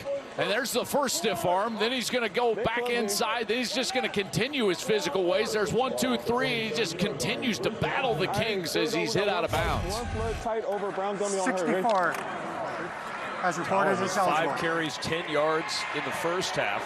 Watch out for carry for 15 there. Hey, watch out for Chris Glazer, 64. He's eligible right here. Lost to London. We saw Glazer a couple of weeks ago catch a 21-yard pass. So it is something that he can do. Todd Haley told us at the time, look, he can jump from offensive guard to tight end without any trouble. Yeah, and Jake, obviously you're the tight end expert, but you were telling us before the game just what a Swiss Army knife he is in there, Chris Glazer, for this offense. Hey, we got half left in, 77. Can play all 5 positions, including tight end. And they even said, hey, keep an eye out there. He might even run routes, potentially could catch a pass. Set. 180. That's a delay. Yep. Delay of game offense. 5-yard penalty. Till second down. Now, it's interesting, and I haven't brought it up yet today, but they're going away from the scoreboard. So here's what's going on right now. He's saying the hand motion. He didn't get the hand motion from the back judge. The play clock going in the direction that Columbus is going is not working today. See, so there's the blank play clock. And so the quarterback has to watch the back judge, and he's going to give hand signals once he gets inside of 5, and he's going to tick it off. You know, he throws his hand up, 5, 4, 3, and you can see him in the background with his hand out. That's 10, and now he starts taking it down as the play clock winds down. Morton in the pocket, floats this one towards Gunnar Oaks, who was well covered, and that pocket was collapsing quickly on top of Jalen Morton. Pass rush finally starting to get to him. That's an uneasy feeling. Jalen Morton, you're having a quality series, and then all of a sudden you get stuck without the play clock. You don't see the official out there. You get the delay of game. And now, real quickly, they're behind the chains, and an opportunity for this pass rush and Cam Gill to get loose. I'll go FY. Hurry. Hunt is not in the equation. They're certainly in field goal range for Dalmas. 3rd and 13 to the sideline, incomplete. Chisholm was open, they just did not connect. In the area was Mekhi Garner. Boy, Chisholm's lucky he didn't extend for this, because Gardner would have had just an absolute shot to be had on him. If he extends for this ball, you can see Gardner was lining him up right there. I don't think Morton ever saw the defender. That's a ball that you're putting your wide receiver in harm's way if you don't understand what the defensive structure is, and we'll get a field goal opportunity. Dalmas from 58 and 61 today. His shortest attempt of the night from 49. And Dalmas is a perfect 3 for 3 on the night. He may have arrived late in the UFL this season, but he is holding up his end of the bargain for the great kickers that have come before him in this league. 28-24, 8 years at 4.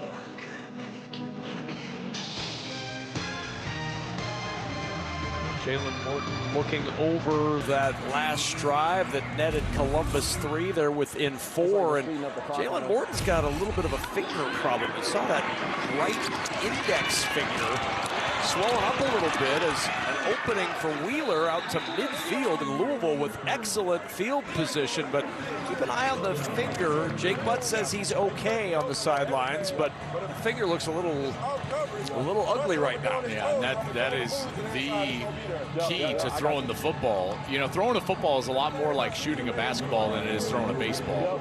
And the whole key is that index finger on your throwing hand and how many RPMs you can produce. And he obviously throws the football with high velocity. And so when he rips it down there, he needs to have great traction on that finger as we get Mike DeLillo in as the new quarterback for Louisville. That's 10. Acquired in a trade with DC when Jason Bean was sent to the Defenders, and DeLillo getting his first opportunity.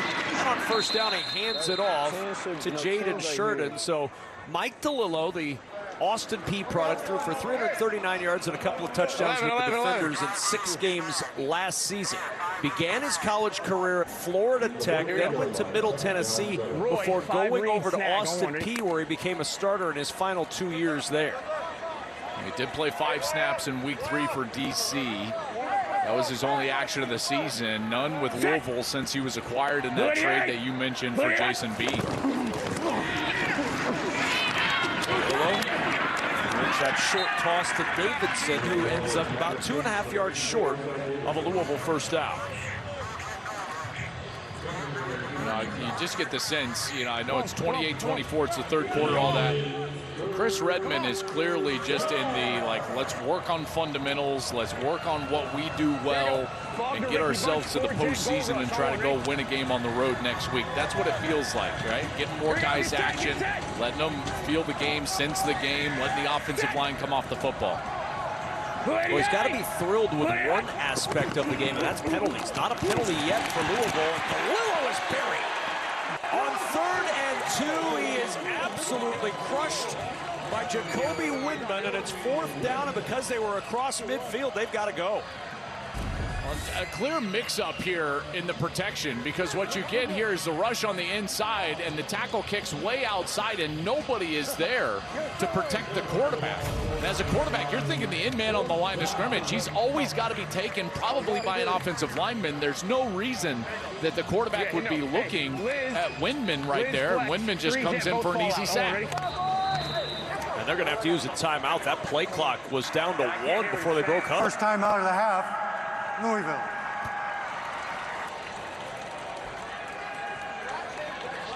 You all right? Yeah, I just can't hear him. You couldn't hear? Okay. He's not hearing the play calls in his helmet right now. Both dagger. I just heard both, so I just... Okay, yeah, we got both dagger coming. Step up. Maybe it was the Maybe the sack jarred loose. I was just going to say. But here's the protection. You can see the offensive line is supposed to be sliding out, and then they've got their arms out, and again, you don't want to see that. But if you're going to be in a slide, and here's the way you identify protections, is that the side of the offensive line that's going to be in a zone protection or a slide protection, they've got to identify the 2 down defensive linemen, and then who is the defender that they're sliding to. If it's way outside, then the guard has to know that, and he's got to bounce all the way out to the end man on the line of scrimmage. That was not communicated very well. That was the breakdown in the protection that allowed Windman to come in for an easy sack. 4th and 11. DeLillo buying time. Throws it short, and short of the first down is Lucky Jackson.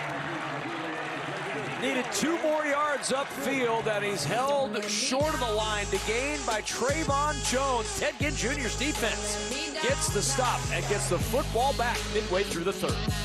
Jalen Morton's night, quarterback for these Columbus Aviators. He's been very good here, manipulates the pocket, on the run, delivers an absolute dime to the corner of the end zone for a touchdown. That was to Kiki Chisholm. Good read here on the run game. Zone read, defensive end crashes down. He takes it on the edge. This is a beautiful little delay to the tight end, Gunnar Oaks. He reads it perfectly.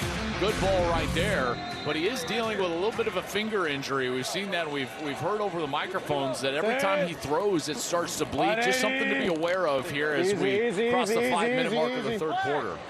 Hurry. With Martin in motion on first down, it's Toa burst up the middle, and Toa stopped just shy of midfield.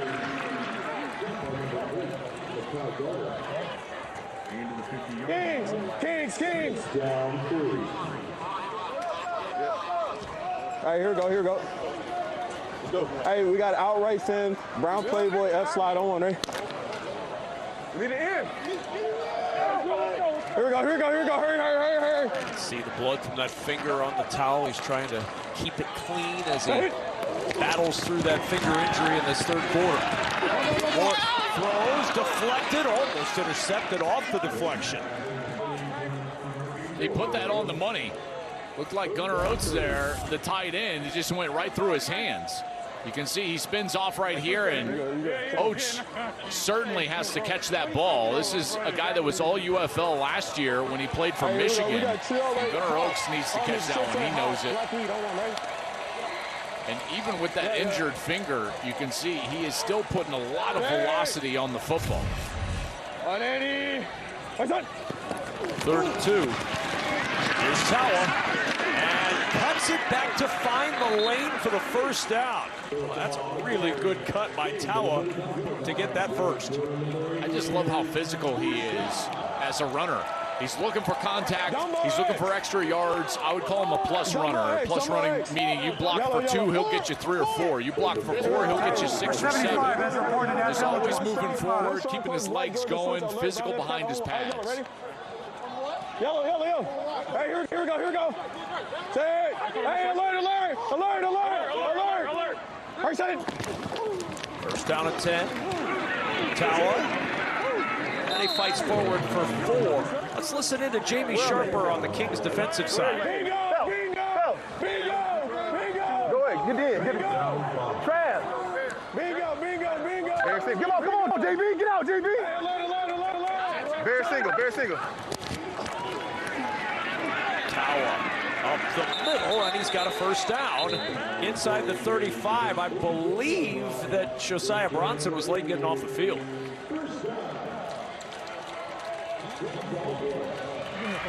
He was hustling off, there's no doubt. Defense, too many men on the field. Penalties decline. The play results in a first down. 64 has reported as eligible. Hey, we got 64, Chris Glazer. Turn 137, back in as eligible.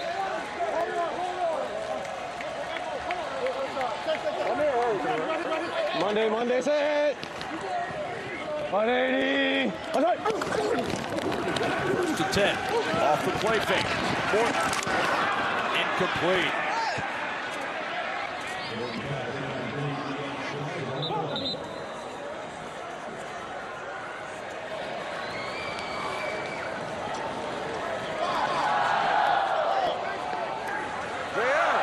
There is no foul during the play. Number 64 was reported as eligible.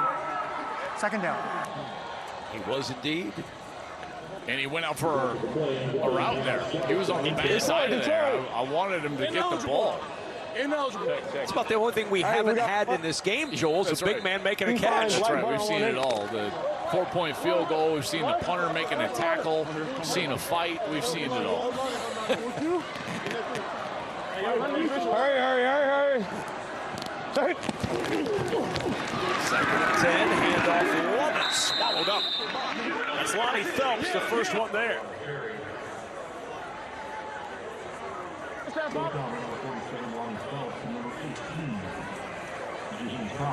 Well, here on 3rd and 1, the thing that Morton has had some success with, he's been able to find Oaks at times, the tight end, down the seam, and then Winston has been his best target, 3 catches for 51 yards. Jalen Morton on the run, in trouble, trying to get to the corner, and a good tackle by Eric Guerra, fighting away from Morton.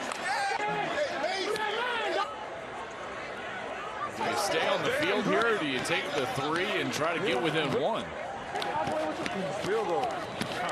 Sounds like field goals coming out to get within 1. Dalmas has been terrific tonight so far. You've still got the whole 4th quarter to play, so a lot of time left for 64 Columbus. and 71 have reported as eligible. So went that to the right, though, to the tight end. So this from 51 for Dalmas.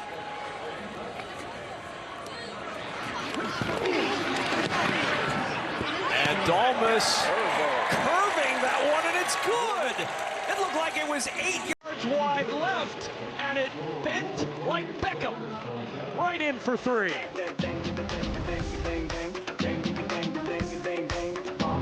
This had some English on it. Look at that ball. Started left, comes back right, ends up perfect, just like Jonah Domus planned it. Playoff field is set, 4 teams remaining with hopes of winning the United Bowl. Orlando, St. Louis, DC, and Louisville. The playoffs begin next week. Both semifinal games are Sunday, June 7th. Orlando and DC squaring off at 3 p.m. Eastern on ABC. Then St. Louis hosts these Louisville Kings at 6 p.m. on Fox. Our game on Fox next Sunday night, featuring 2 defenses that have been playing at extremely high levels for most of the season. Down to the 30-yard line, Jaden Sheridan. Well, watch this. This is the big play at the end of this. So watch Dave Hoffman, our cameraman, right on the sideline. And Dave just gets blasted. No, Dave's tough, though. Yeah. Yes, Dave. Yeah, that's right. Dave works with us on college football on Big Noon. There he is. Nothing's going to keep him down. He's not in the tent. I guarantee you Dave is telling those guys, like, guys, I'm good. Don't you worry about me. Dave Huffman is an absolute soldier, man. I tell you, he works his butt off. He's terrific at what he does. Love seeing him in the fall. Love seeing him out here at the UFL. And you'll see him again in the fall. Because that one little shot's not going to keep him down. No, but if I know anything about television crews, all the other camera guys right now are thinking to themselves, wow, that's too much camera time. So now they're going to make a big joke out of this. And Dave's going to get now he's back on camera again, too. He's going to get a helmet as a gift week 1 of the college football season. I almost guarantee it. So you're saying he'll regret this moment in a variety of ways? I think so. I think so. Yeah. If I know guys like Wyatt and Bobby and Rusty and all those, yeah, they're definitely going to give Dave a helmet. DeLillo on the run, and DeLillo about a yard short of the first down. Good scramble for 7. DeLillo likely takes us to the end. Yeah, almost, right? And I don't think they'll get another snap off. And DeLillo got some time late last year. Remember when DC had locked up their spot and Jordan Ta'amu got some rest late. DeLillo was the guy that got a start late in the season. And so here's second straight season that he's getting some action in week 10. 1 quarter to play in the regular season in the 2026 UFL season. We've seen a lot through 3 quarters. What lies ahead in the 4th? Stick around.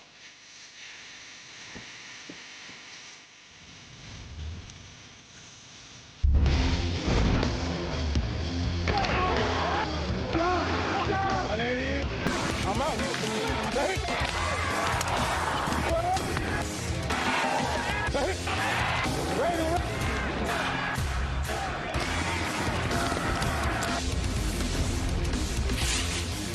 Some terrific action through the first 3 quarters and a 1-point game as we enter the final quarter of the regular season with Joel Klatt, Jake Butt, Mike Pereira in our Rules Center, our entire Fox crew. I'm Kevin Kugler. Great to have you with us for the finale in the regular season in the UFL. We start with a 3rd and 1 in the 4th quarter for Louisville. DeLillo off the play fake finds Zach Davidson.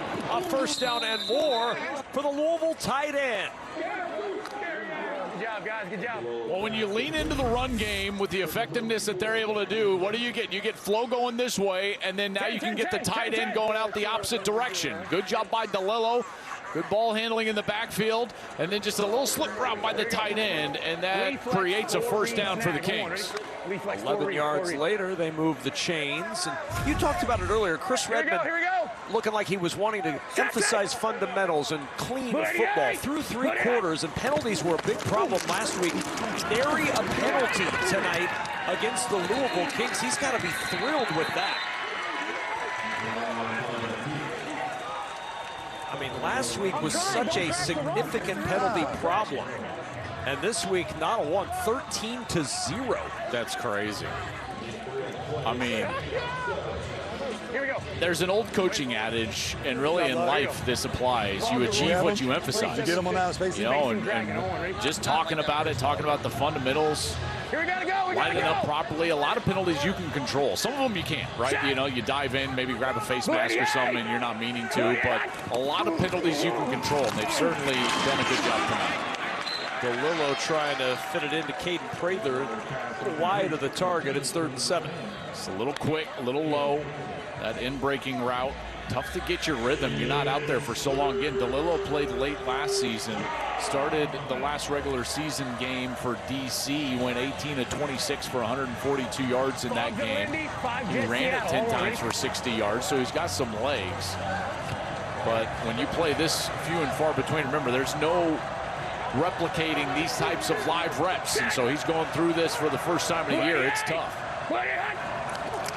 3rd down and 7 off his first incompletion. He'll throw on 3rd and 7, and he'll throw deep. A good adjustment, but could not come back to it. Caden Prather just a little bit short of snaring that one, and it's 4th and 7. We're still going. We got to go. I mean, heck of an adjustment that Prather tries to make. This was thrown way underneath. He looks like he's trying to go deep to the corner of the end zone, and this ball is thrown way short, and he's trying to get back, but just can't get back to it. I know he wants that, but man, that's a tough catch. Cross midfield, they have to go for it on 4th down. So they will go on 4th and 7, and the play clock winding. They say he got the snap in time, but pressure forcing DeLillo on the run. He's in trouble, and he's sacked. Kendrick Whitehead was in hot pursuit, and he's able to catch up to the Louisville quarterback and throw him down on 4th.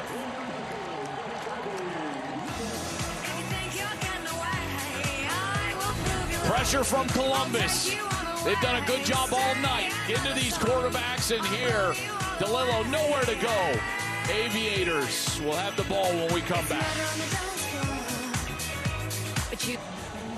Continues to be a bloody thumb day for Jalen Morton. It's really been a problem for him down the stretch here in this one. 80. Off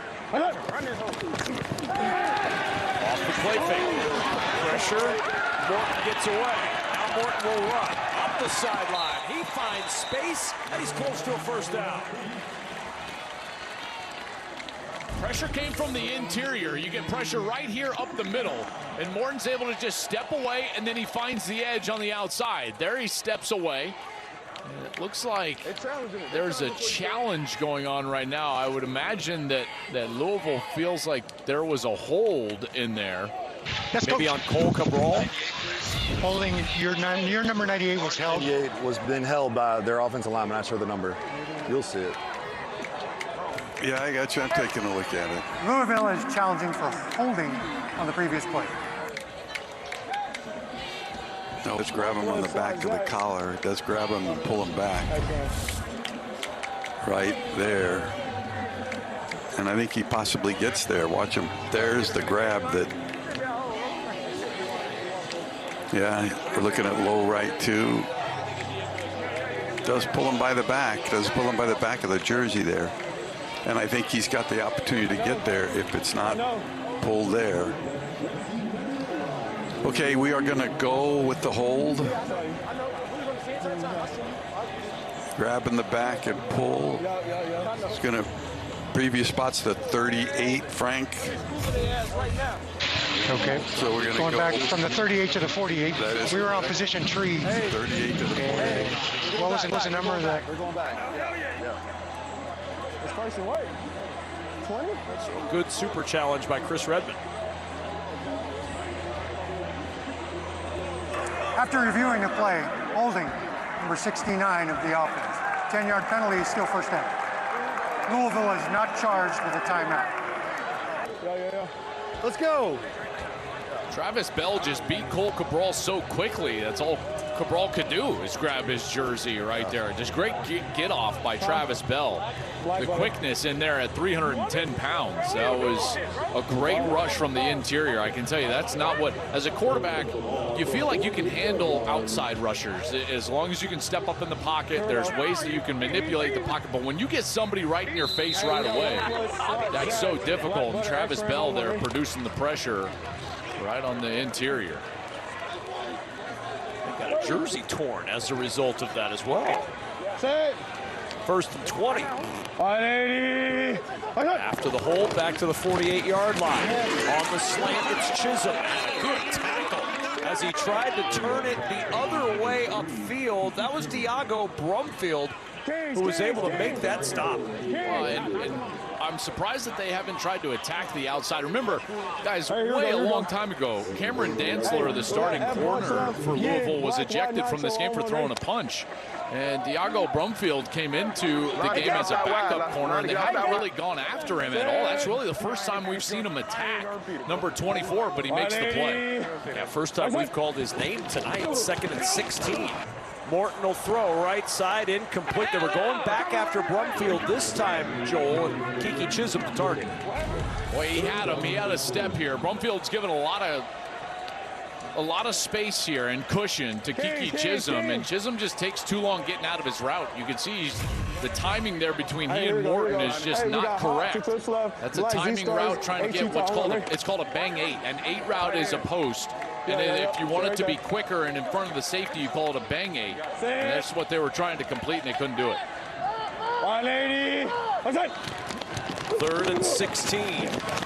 Morton flushed. Morton going to run, and Morton upended at the 42. How about Brumfield again? That was the Diago Brumfield highlight reel. 2 really good tackles on this series alone, and as Morton gets out of the pocket to the right side, here's Brumfield. He falls off his route, and then he goes right after the legs, and he keeps his helmet to the outside. That's a textbook tackle, going after the legs like that. 71. Big quarterback. Remember, Morton is 226 pounds. Brumfield only 190. Giving up all that weight, and he goes after his legs, and he gets him. All right, a chance for another 4-point field goal. He hit from 61, this from 60. The line drive this time is no good, and the first miss of the night for Jonah Dalmas. And how about the super challenge? It pushes Columbus back to the point where they have to try the long field goal. They come up empty, and Louisville, as a result, still has the 1-point lead in the fourth. Bobblehead day, and what a great way to finish it off. You get Ted Ginn Jr. himself handing out his own bobblehead ahead of tonight's game. It's been kind of a bobblehead year in the UFL, and who bobbled best? Ted Ginn Jr.'s handed out today. You got an A.J. McCarron, Chris Redmond, Ricky Prohl. Where's your vote, Joel Klatt? I mean, Ted Ginn's is the coolest, right? I mean, no offense, but he's got the shades on and everything like that, and you got people collecting already. Look at our guy up in the stands, and he's going to move it just right. He's like, hold on, right there. Now it's perfect. Bang. You missed out on his game of Ted Ginn Jenga, which happened as soon as our camera cut away. Can you pull out one on the bottom without the whole thing toppling? First down. A run up the middle and a yard or so. Not much up the middle for Jaden Shurden on that carry. How about the super challenge used by Chris Redmond? It ended up costing Columbus 22 yards. The 12 yards on the run from Jalen Morton, the 10 for the penalty. And Columbus comes up empty as a result on the drive, and Louisville still leads. Commend the focus from Louisville and the effort that they've given tonight. Remember, their seed is totally locked up. You know, they're not playing for any position in the postseason. They've come out here. Good throw by DeLillo right there. And tossed to the turf is Caden Prather with a first down. He's tried to target Caden Prather several times now. Prather only 8 catches on the year coming into today's ball game. Good slant right there, and that ball is thrown perfectly. Upfield shoulder, still on his frame. Prather is able to just run through it and get some yards after the catch. Well, to your point, it's been interesting to watch Louisville compete with this focus with the playoffs locked up and by using 3 different quarterbacks tonight, too. That's a good point. On first down, nowhere to go this time for Jaden Sherton. He'll lose yardage. Back to the 31. That's going to be an interesting matchup next week because, you know, St. Louis losing this weekend. I look at them, and defensively, they're obviously outstanding. And Louisville will have their hands full.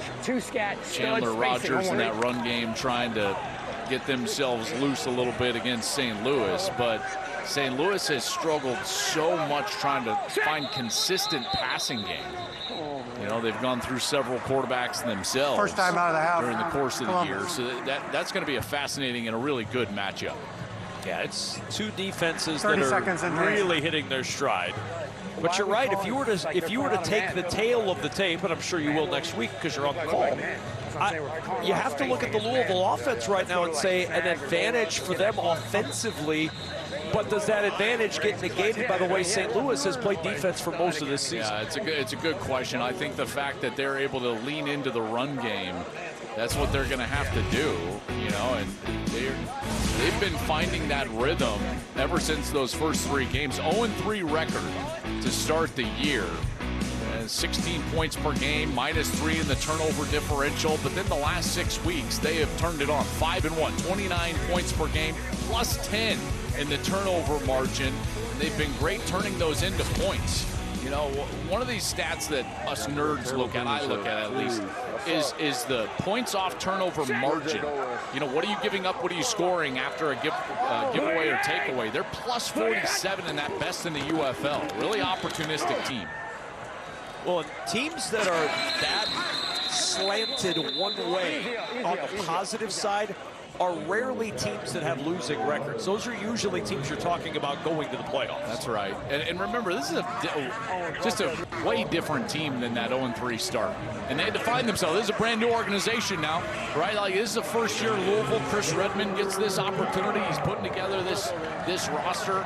And it took them a little bit to find out what works, but they found what works. And here's what works: a dynamic quarterback in Chandler Rogers, and a run game that can sustain drives. Again, over the last 3 weeks, they've run the ball for 161 yards per. They're doing that again tonight, 118 on the ground.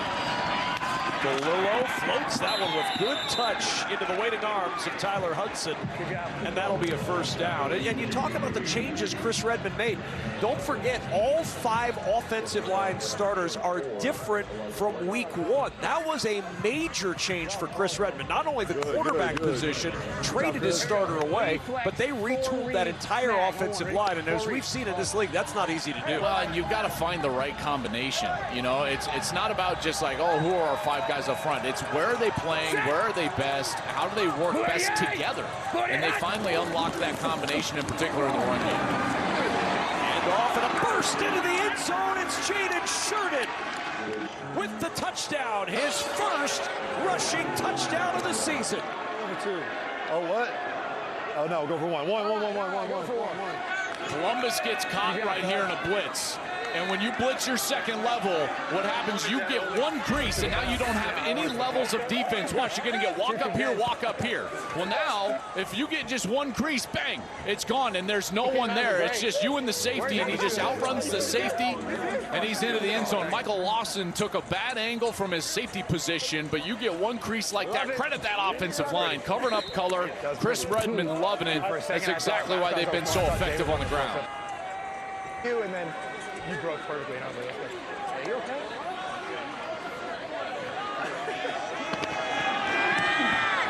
And Tanner Brown makes it 35 points for the Kings. 30, 33, 37, and 35 scored in the last 4 games for the Louisville Kings. They're up 35-27 with 6:47 to go. 4 for 4 in the red zone tonight. Let's go to Jake Butt. Well, Coach, your team's turnaround has been one of the stories of the season. You guys are going to the playoffs next week. What's the biggest difference in the way your team's playing right now from earlier in the season? You know, taking care of the ball. You know, I think we had some, personnel changes, but our chemistry really came together about midway through this season, and the guys really rallied, and, credit to them, man. They were down, when you lose 3 games in a row, it's easy to quit. These guys have no quit in them, so it's an amazing story what these guys are doing right now, and, I'm just real proud of them. In the midst of all these recent wins was a loss to St. Louis. You're going to St. Louis to take them on in their house for the playoffs next week. How do you beat that team this time around? I think we're going to be a different team, hopefully, this time when we play them. They're a great ball club. They got an incredible defense. They can score points, got an incredible receiver. We just have to execute and just not shoot ourselves in the foot. If we can do that and not go backwards, this team's got a lot of potential. And I'm just, we really haven't even reached it yet. So real excited where this team's going, the opportunities we have in front of us. A chance for your quarterback, Chandler Rogers, to get some rest today. What do you need to see from him to help lead your team to victory next week? He just got to do what he does. I mean, he's just such a good decision maker, great leader, and does everything on and off the field the right way. So I just want him to, be himself and not just because we're in the playoffs, you don't have to be any kind of different person. Just be who you are and believe in yourself, and we're going to be fine. Looking forward to watching you guys compete, Coach. Thank you. It's been a great story this year in the UFL. The chance for Louisville and St. Louis to match up once again, but this time in the postseason. And if you're Chris Redman, you're hoping for a little better results than what we saw in Week 6 between these two teams, because that was a dominant performance by that Battle Hawks defense in a 16-3 win. Well, it's a different club because they've leaned into the run game, and Chandler Rogers is your quarterback. Now, that was his first start, so he did play against St. Louis. And listen, that Battle Hawks defense, we've seen them several times, Kev. They are very good. I mean, very good. Vita Dalmo, Paynu up front, Travis Feeney, and others. They're terrific against the run. Then they get after the quarterback really well, and they're good in the secondary as well. They take the ball away. And one of the things that you've got to do against what has become the league's best rushing defense for St. Louis is find a way to sustain the ground game and create second and short, move the chains, keep them on the field for 6, 7, 8 plays. The pass rush, once you get to 7 or 8 plays on a drive, it gets slower, and you can slow them down and minimize what those guys are doing off the edge. That's going to be the challenge for Louisville next week. And listen, if there's one team in the league that could potentially do it, I do think it's Louisville, because of exactly the way that they've been playing down the stretch, running the ball, quarterback making good decisions. By the way, he can use his legs. We've seen that. So again, I think this is strength against strength, and just a terrific matchup that we're going to see next Sunday night. 180. And they did not get this snap off, and a delay of game on 2nd and 1. Offense, 5-yard penalty, first down. It just said 25. It just said Well, 25. this season has filled its way with all kinds of twists and turns. When the year ended, Birmingham at the beginning of the year was the favorite to win the UFL championship. Entering today, you see Orlando the favorite with the Battle Hawks, Defenders, and Kings. Pretty good odds if you like those Kings to win the United Bowl. Still get that decent odds for a UFL championship, and those Kings and Battle Hawks on Fox next Sunday night. I'm surprised Louisville has the lowest odds there. I am too, with especially with what we've seen from DC and the struggles they've had without Tom. Yeah. 2nd and 6, Morton throwing on the run, coming back to get it is Tay Martin, and a first down to the Louisville 37. I'll tell you what, this is a thing of beauty. Watching Jalen Morton throw the football when he's on the run, this is as good as it gets. So first they're in the pocket, he doesn't like it. And now he's going to escape the pocket, and he's on the move to his right. Once he's on the move to his right, we've seen his ability to throw the football, and he spins a beauty out there. And Tay Martin is wide open for a completion and a first down. And, of course, still battling that injured index finger on his throwing hand. I can't tell when he throws it, can you? No, not at all. That's not on that ball for sure. Here's Toa, punishing run to the 25, and another first down. Big Club Z. What do I always talk about with Toa Taua? His physical runs. And listen, as a guy that, Jake Butt, you're kind of a pseudo O-lineman, right? Tight end, kind of pseudo O-lineman. Doesn't it get you all charged up when the running back runs physically like that at the end? Absolutely. I think the entire group feeds off that, and that's why you block so hard, and hopefully they're getting to see some more of it here. A better job done by the Kings to shut down that physical Toa Taua run. We've talked a lot about Louisville, and they're playing next week against St. Louis, but tip of the cap to this Columbus Aviators squad over the last couple of weeks. Would have been real easy for Ted Ginn Jr.'s team to just put a stamp on this and drop it in the mailbox for the last 2 weeks and mail it in. They go out, they beat the Stallions last week, put 36 on the board, 27 points and driving for more in this game. Yeah, I feel like they found something in the last couple of weeks offensively with Jalen Morton as their quarterback that they would feel good about moving into next season. 2nd and 9, Morton under pressure, and he'll just heave this one down the sidelines. Nobody in the area. Was he out of the pocket? He's out of the pocket. Yeah, he had moved over, took a couple of shuffles. I thought he was out of the pocket. Good pressure there from Louisville. You know, there's some question here. He just needs to get basically, you know, outside of about that line right there. And as he shuffles over, I feel like he's clearly outside. And then he just heaves it out of play. Just the outside shoulder of the tackle. 3rd and 9. Morton to the end zone, and incomplete. Tay Martin was there, had a half a step, but Morton just couldn't get it to him, and now 4th and 9, and they'll go. Yeah. They have no choice. I think that they've got to go for this here. They do have 2 timeouts left. If you wanted to kick it, you could try to get the football back. Kings. Rolex 54. Just left 54. You got 10 seconds. Left 54. Get him up on the back. They've got to hurry. That play clock is winding. Hurry. Hit. On 4th and 9. Morton. Pressure comes. Incomplete. That pocket collapsing on Jalen Morton. He couldn't get enough time to get set, and a turnover on downs. I felt like he had good enough time to start, but nobody open. Good coverage there from the secondary of Louisville. Where's he coming from? Morton's got his eyes downfield, and right away he's got time, and then he gets a little pressure right there. But you can see all of them drop back in coverage, and they do a great job of covering up those wide receivers. And it looked like they only sent 4 guys out, trying to get a little protection in there, back staying in. That was John Lovett, and there's the double team over on the far side. That's where Morton wanted to go. Incomplete. Offense back on the field for Louisville. 0 for 2 tonight on 4th down. Now are the Aviators. 2 timeouts and the 2-minute warning to stop it as the Kings go back to work. 1st down at 10. It's Ian Wheeler, and Wheeler chugging down the sideline. Ian Wheeler on the run. 1 man to beat. Shrugs him aside and then stops out of bounds. Trayvon Jones just did enough to prevent Wheeler from getting in for 6. Boy, they are very good on the right side of that offensive line. This is just a straight little stretch play over to the right. You can see everyone covered up like that. Tony Fields maybe gets held just a bit by Davison, the tight end.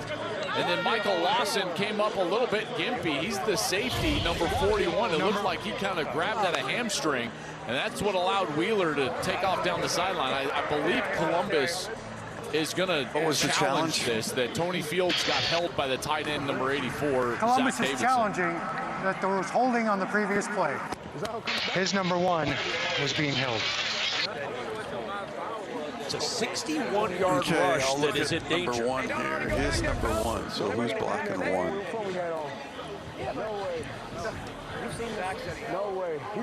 So he's saying 84 blocking on number 1. The shot behind the offense is my best look. And to me, looking at it here, engages, pushes through. Not enough for a hold. Denying the challenge. Denying the challenge. Result of the play is as ruled. After reviewing the play, the Columbus challenge is denied. They are charged their 2nd timeout and may not challenge for the remainder of the game. Play results in a 1st down. Well, that's huge because it also removes one of those timeouts. And now Columbus really behind the 8 ball here. Louisville with a chance to make this a 2-possession game. They can take some clock away, try to move this inside of 2 minutes, and that would be a very steep hill to climb for Columbus. 2:27 left. The longest play from scrimmage for Louisville this season, 61 yards. And Wheeler now 14 carries, 99 yards rushing on the night.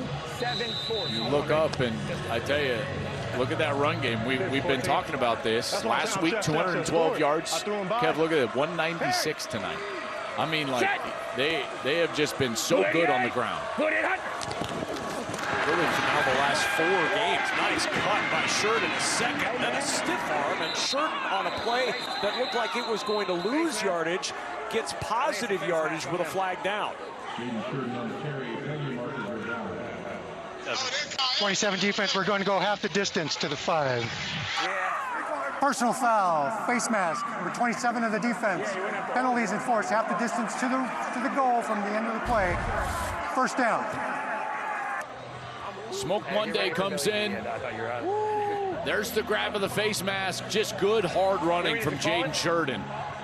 We've seen that a couple of times. Not the biggest back, 5'8", 189, but just refuses to get tackled. And there's the grab of the face mask, turns the head, draws the foul. Ian Wheeler loving it up there. And all of these runs over that right side. Jalen Thomas, Juwan Bushell-Beatty. That right side of that offensive line has been doing some serious work. Oh, no snap. They do not have to snap this football before the 2-minute warning. Clock continuing to run, and they're not going to. Stan, what are you saying?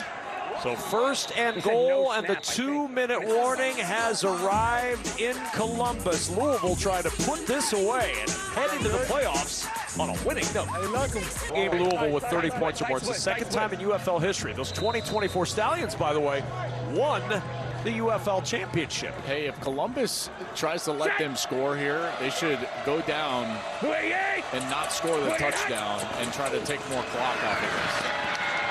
Handoff, they do not let them score. Sheridan is stopped by Smoke Monday, and it's second and goal. Yeah, that's exactly what Louisville wants right there, you know, because they're in such easy field goal range. Now, granted, you still have to go make it, but Tanner Brown has been terrific for them. One of the best kickers in the league this year. He's absolutely the best kicker in the league. Now you can take all this time off the clock. DeLillo won't snap it until inside of 5 with the play clock. Get set, we got 10 seconds. Again, don't just run into the end zone. That's the only way Columbus has a chance in this game. If they try to let you score, just go down at the 2. Second down, Sheridan go to the edge, and he reaches across for the touchdown. His second rushing touchdown of the night, and it's 41-27 Louisville. And I know it sounds crazy, but it is the only chance Columbus has in this game is if they scored right there. Louisville scored right there. Sheridan should have just gone down at the 2-yard line. They can take all the clock that they want out of this, kick the field goal, make it a 2-possession game inside of 10 seconds. Now instead, Columbus is going to have an opportunity at least to go back on offense and perhaps with desperation put something together. Todd Haley was wanting them to do that on the snap previous. Let them score. Thanks, man. Congrats to you. Boy, I should have saved myself And Tanner Brown's extra point makes it 42-27 Louisville with 1:14 to go. I got you, J-Rod. I'm bullshit. And listen, I know that that's like, this is such low percentage. But again, the only thing Columbus needs is time, because they needed 2 possessions. They knew they were going to be down 2 possessions. So all they wanted was more time on the clock so they could try to get 2 possessions. That's what Todd Haley was thinking about right at the 2-minute warning. They should have let them score. They didn't. They tackled them once. At that point, Louisville, you got to know, go down. I'm sure there's a lot of people that disagree with that. Kev, what do you think? Jake, what do you think?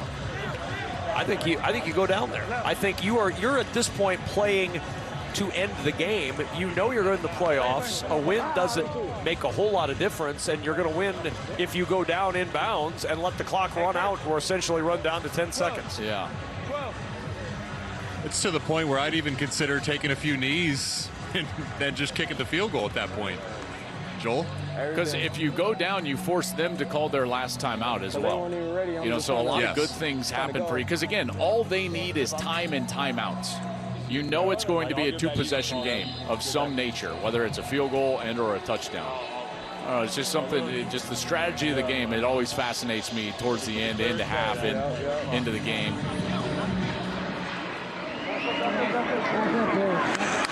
Kickoff to the 10-yard line. Blades tiptoes on the sideline, down at the 40 with 1:05 to go and one timeout, down 15 for Jalen Morton and this Aviator offense. So the question here, let me put it to you a different way. This maybe it clarifies it. Would you rather be down 15 with 1:05 and a timeout, or would you rather, or down 11 with 20 seconds to go and no timeouts? Yeah, I'll take the 15 with 1:05 and a timeout. Either way, correct. It's an awfully steep hill to climb. Oh yes, but you have a glimmer of hope here. This is a better chance for Columbus, however slim those chances are. 180. Morton to throw. Over the middle, caught by Martin. Now, you don't want a lot of that. 8 or 9 yards over the middle, inbounds. No, you've got to throw this ball past the chains, outside of the numbers. You take advantage of the clock rules. Remember, college clock rules. If you get a first down, it stops. But again, time is the only enemy right now. 2nd and 1. Morton throws on the run, floats it over the middle, and it's dropped. Oh, my, what an opportunity. Tay Martin couldn't pull it in. A little help from Rayshad Williams in coverage. He was close to being over the line of scrimmage when he threw that. He just needed any part of his body at or behind the line, but he throws this one, and Tay Martin's got to bring that one in. It hits him right in the hands. Right in the hands. It hits him right in the face mask before it even gets to his hands. Just a crucial drop there. If you can get that ball in the end zone right there or near it, then you can go for 4th and 12. 3rd and 2, heaving it up. That pass incomplete. He wanted Kiki Chisholm. A lot of hand fighting down the sideline. No flag, and it's 4th down.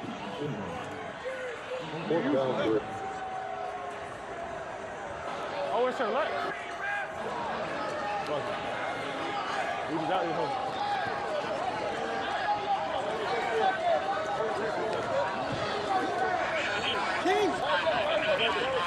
Hey, just right, the final play for this Columbus offense and the final play for Jalen Morton at quarterback on the season. Yeah, bro. Hey, y'all chasing? 4th and 2. Morton over the middle, incomplete, almost intercepted by Antonio Greer, and a flag is down. It's number 2-4, number 24. Number 24, spot's good. Pass interference, 24, the defense. Penalty is the first down at the spot of the foul. So it stays alive. A glimmer of hope remains for Columbus. At this point, I think you got to take the shot at the end zone, right? I mean, because you've got to have some time for the 4th and 12 and to get down the field with Second time out of the half. Second possession. Louisville, 30 seconds in duration. Open up, yeah.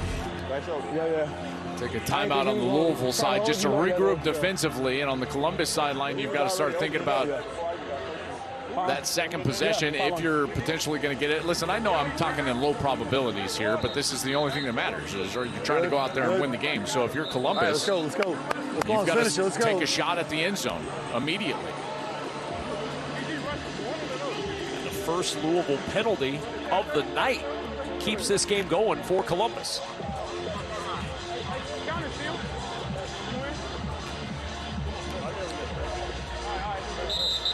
29 seconds to play. Columbus still has one timeout. Hey, here we go. We got outlet stack. 75 Z pylon X in on water. Set.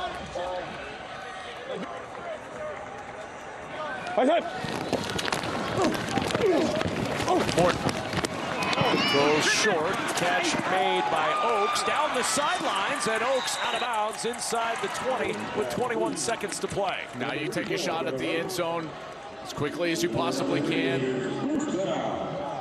You can try to go 4th and 12 and then heave a Hail Mary. That's the only path to victory here for the Aviators. Cannot complete this ball short of the sticks. You'd have to use the timeout right away. All right, here we go. We got bunch right open. We got bunch right open. Brown Buccaneer, H-Rail on one. Ready? Yeah. Play clock under 10. Hey, 180. Right side.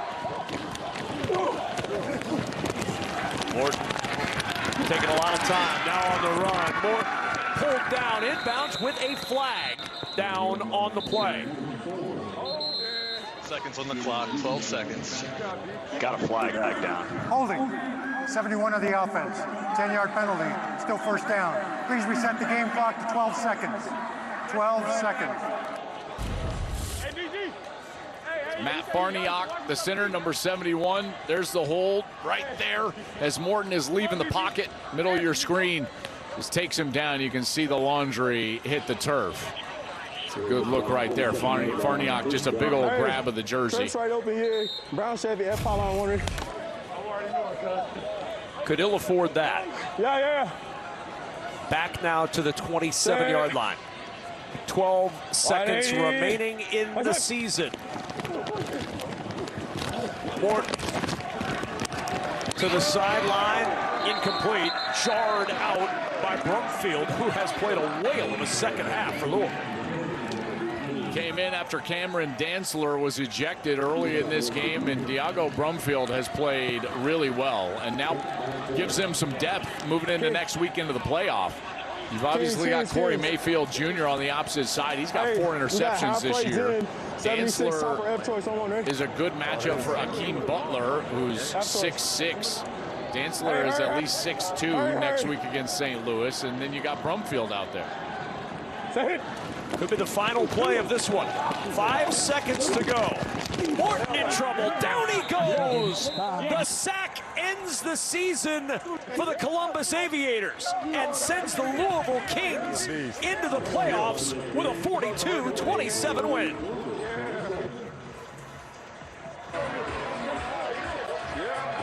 Good job. Teddy J. All right, baby. All right, baby. Appreciate you, man. Yeah, appreciate you, man.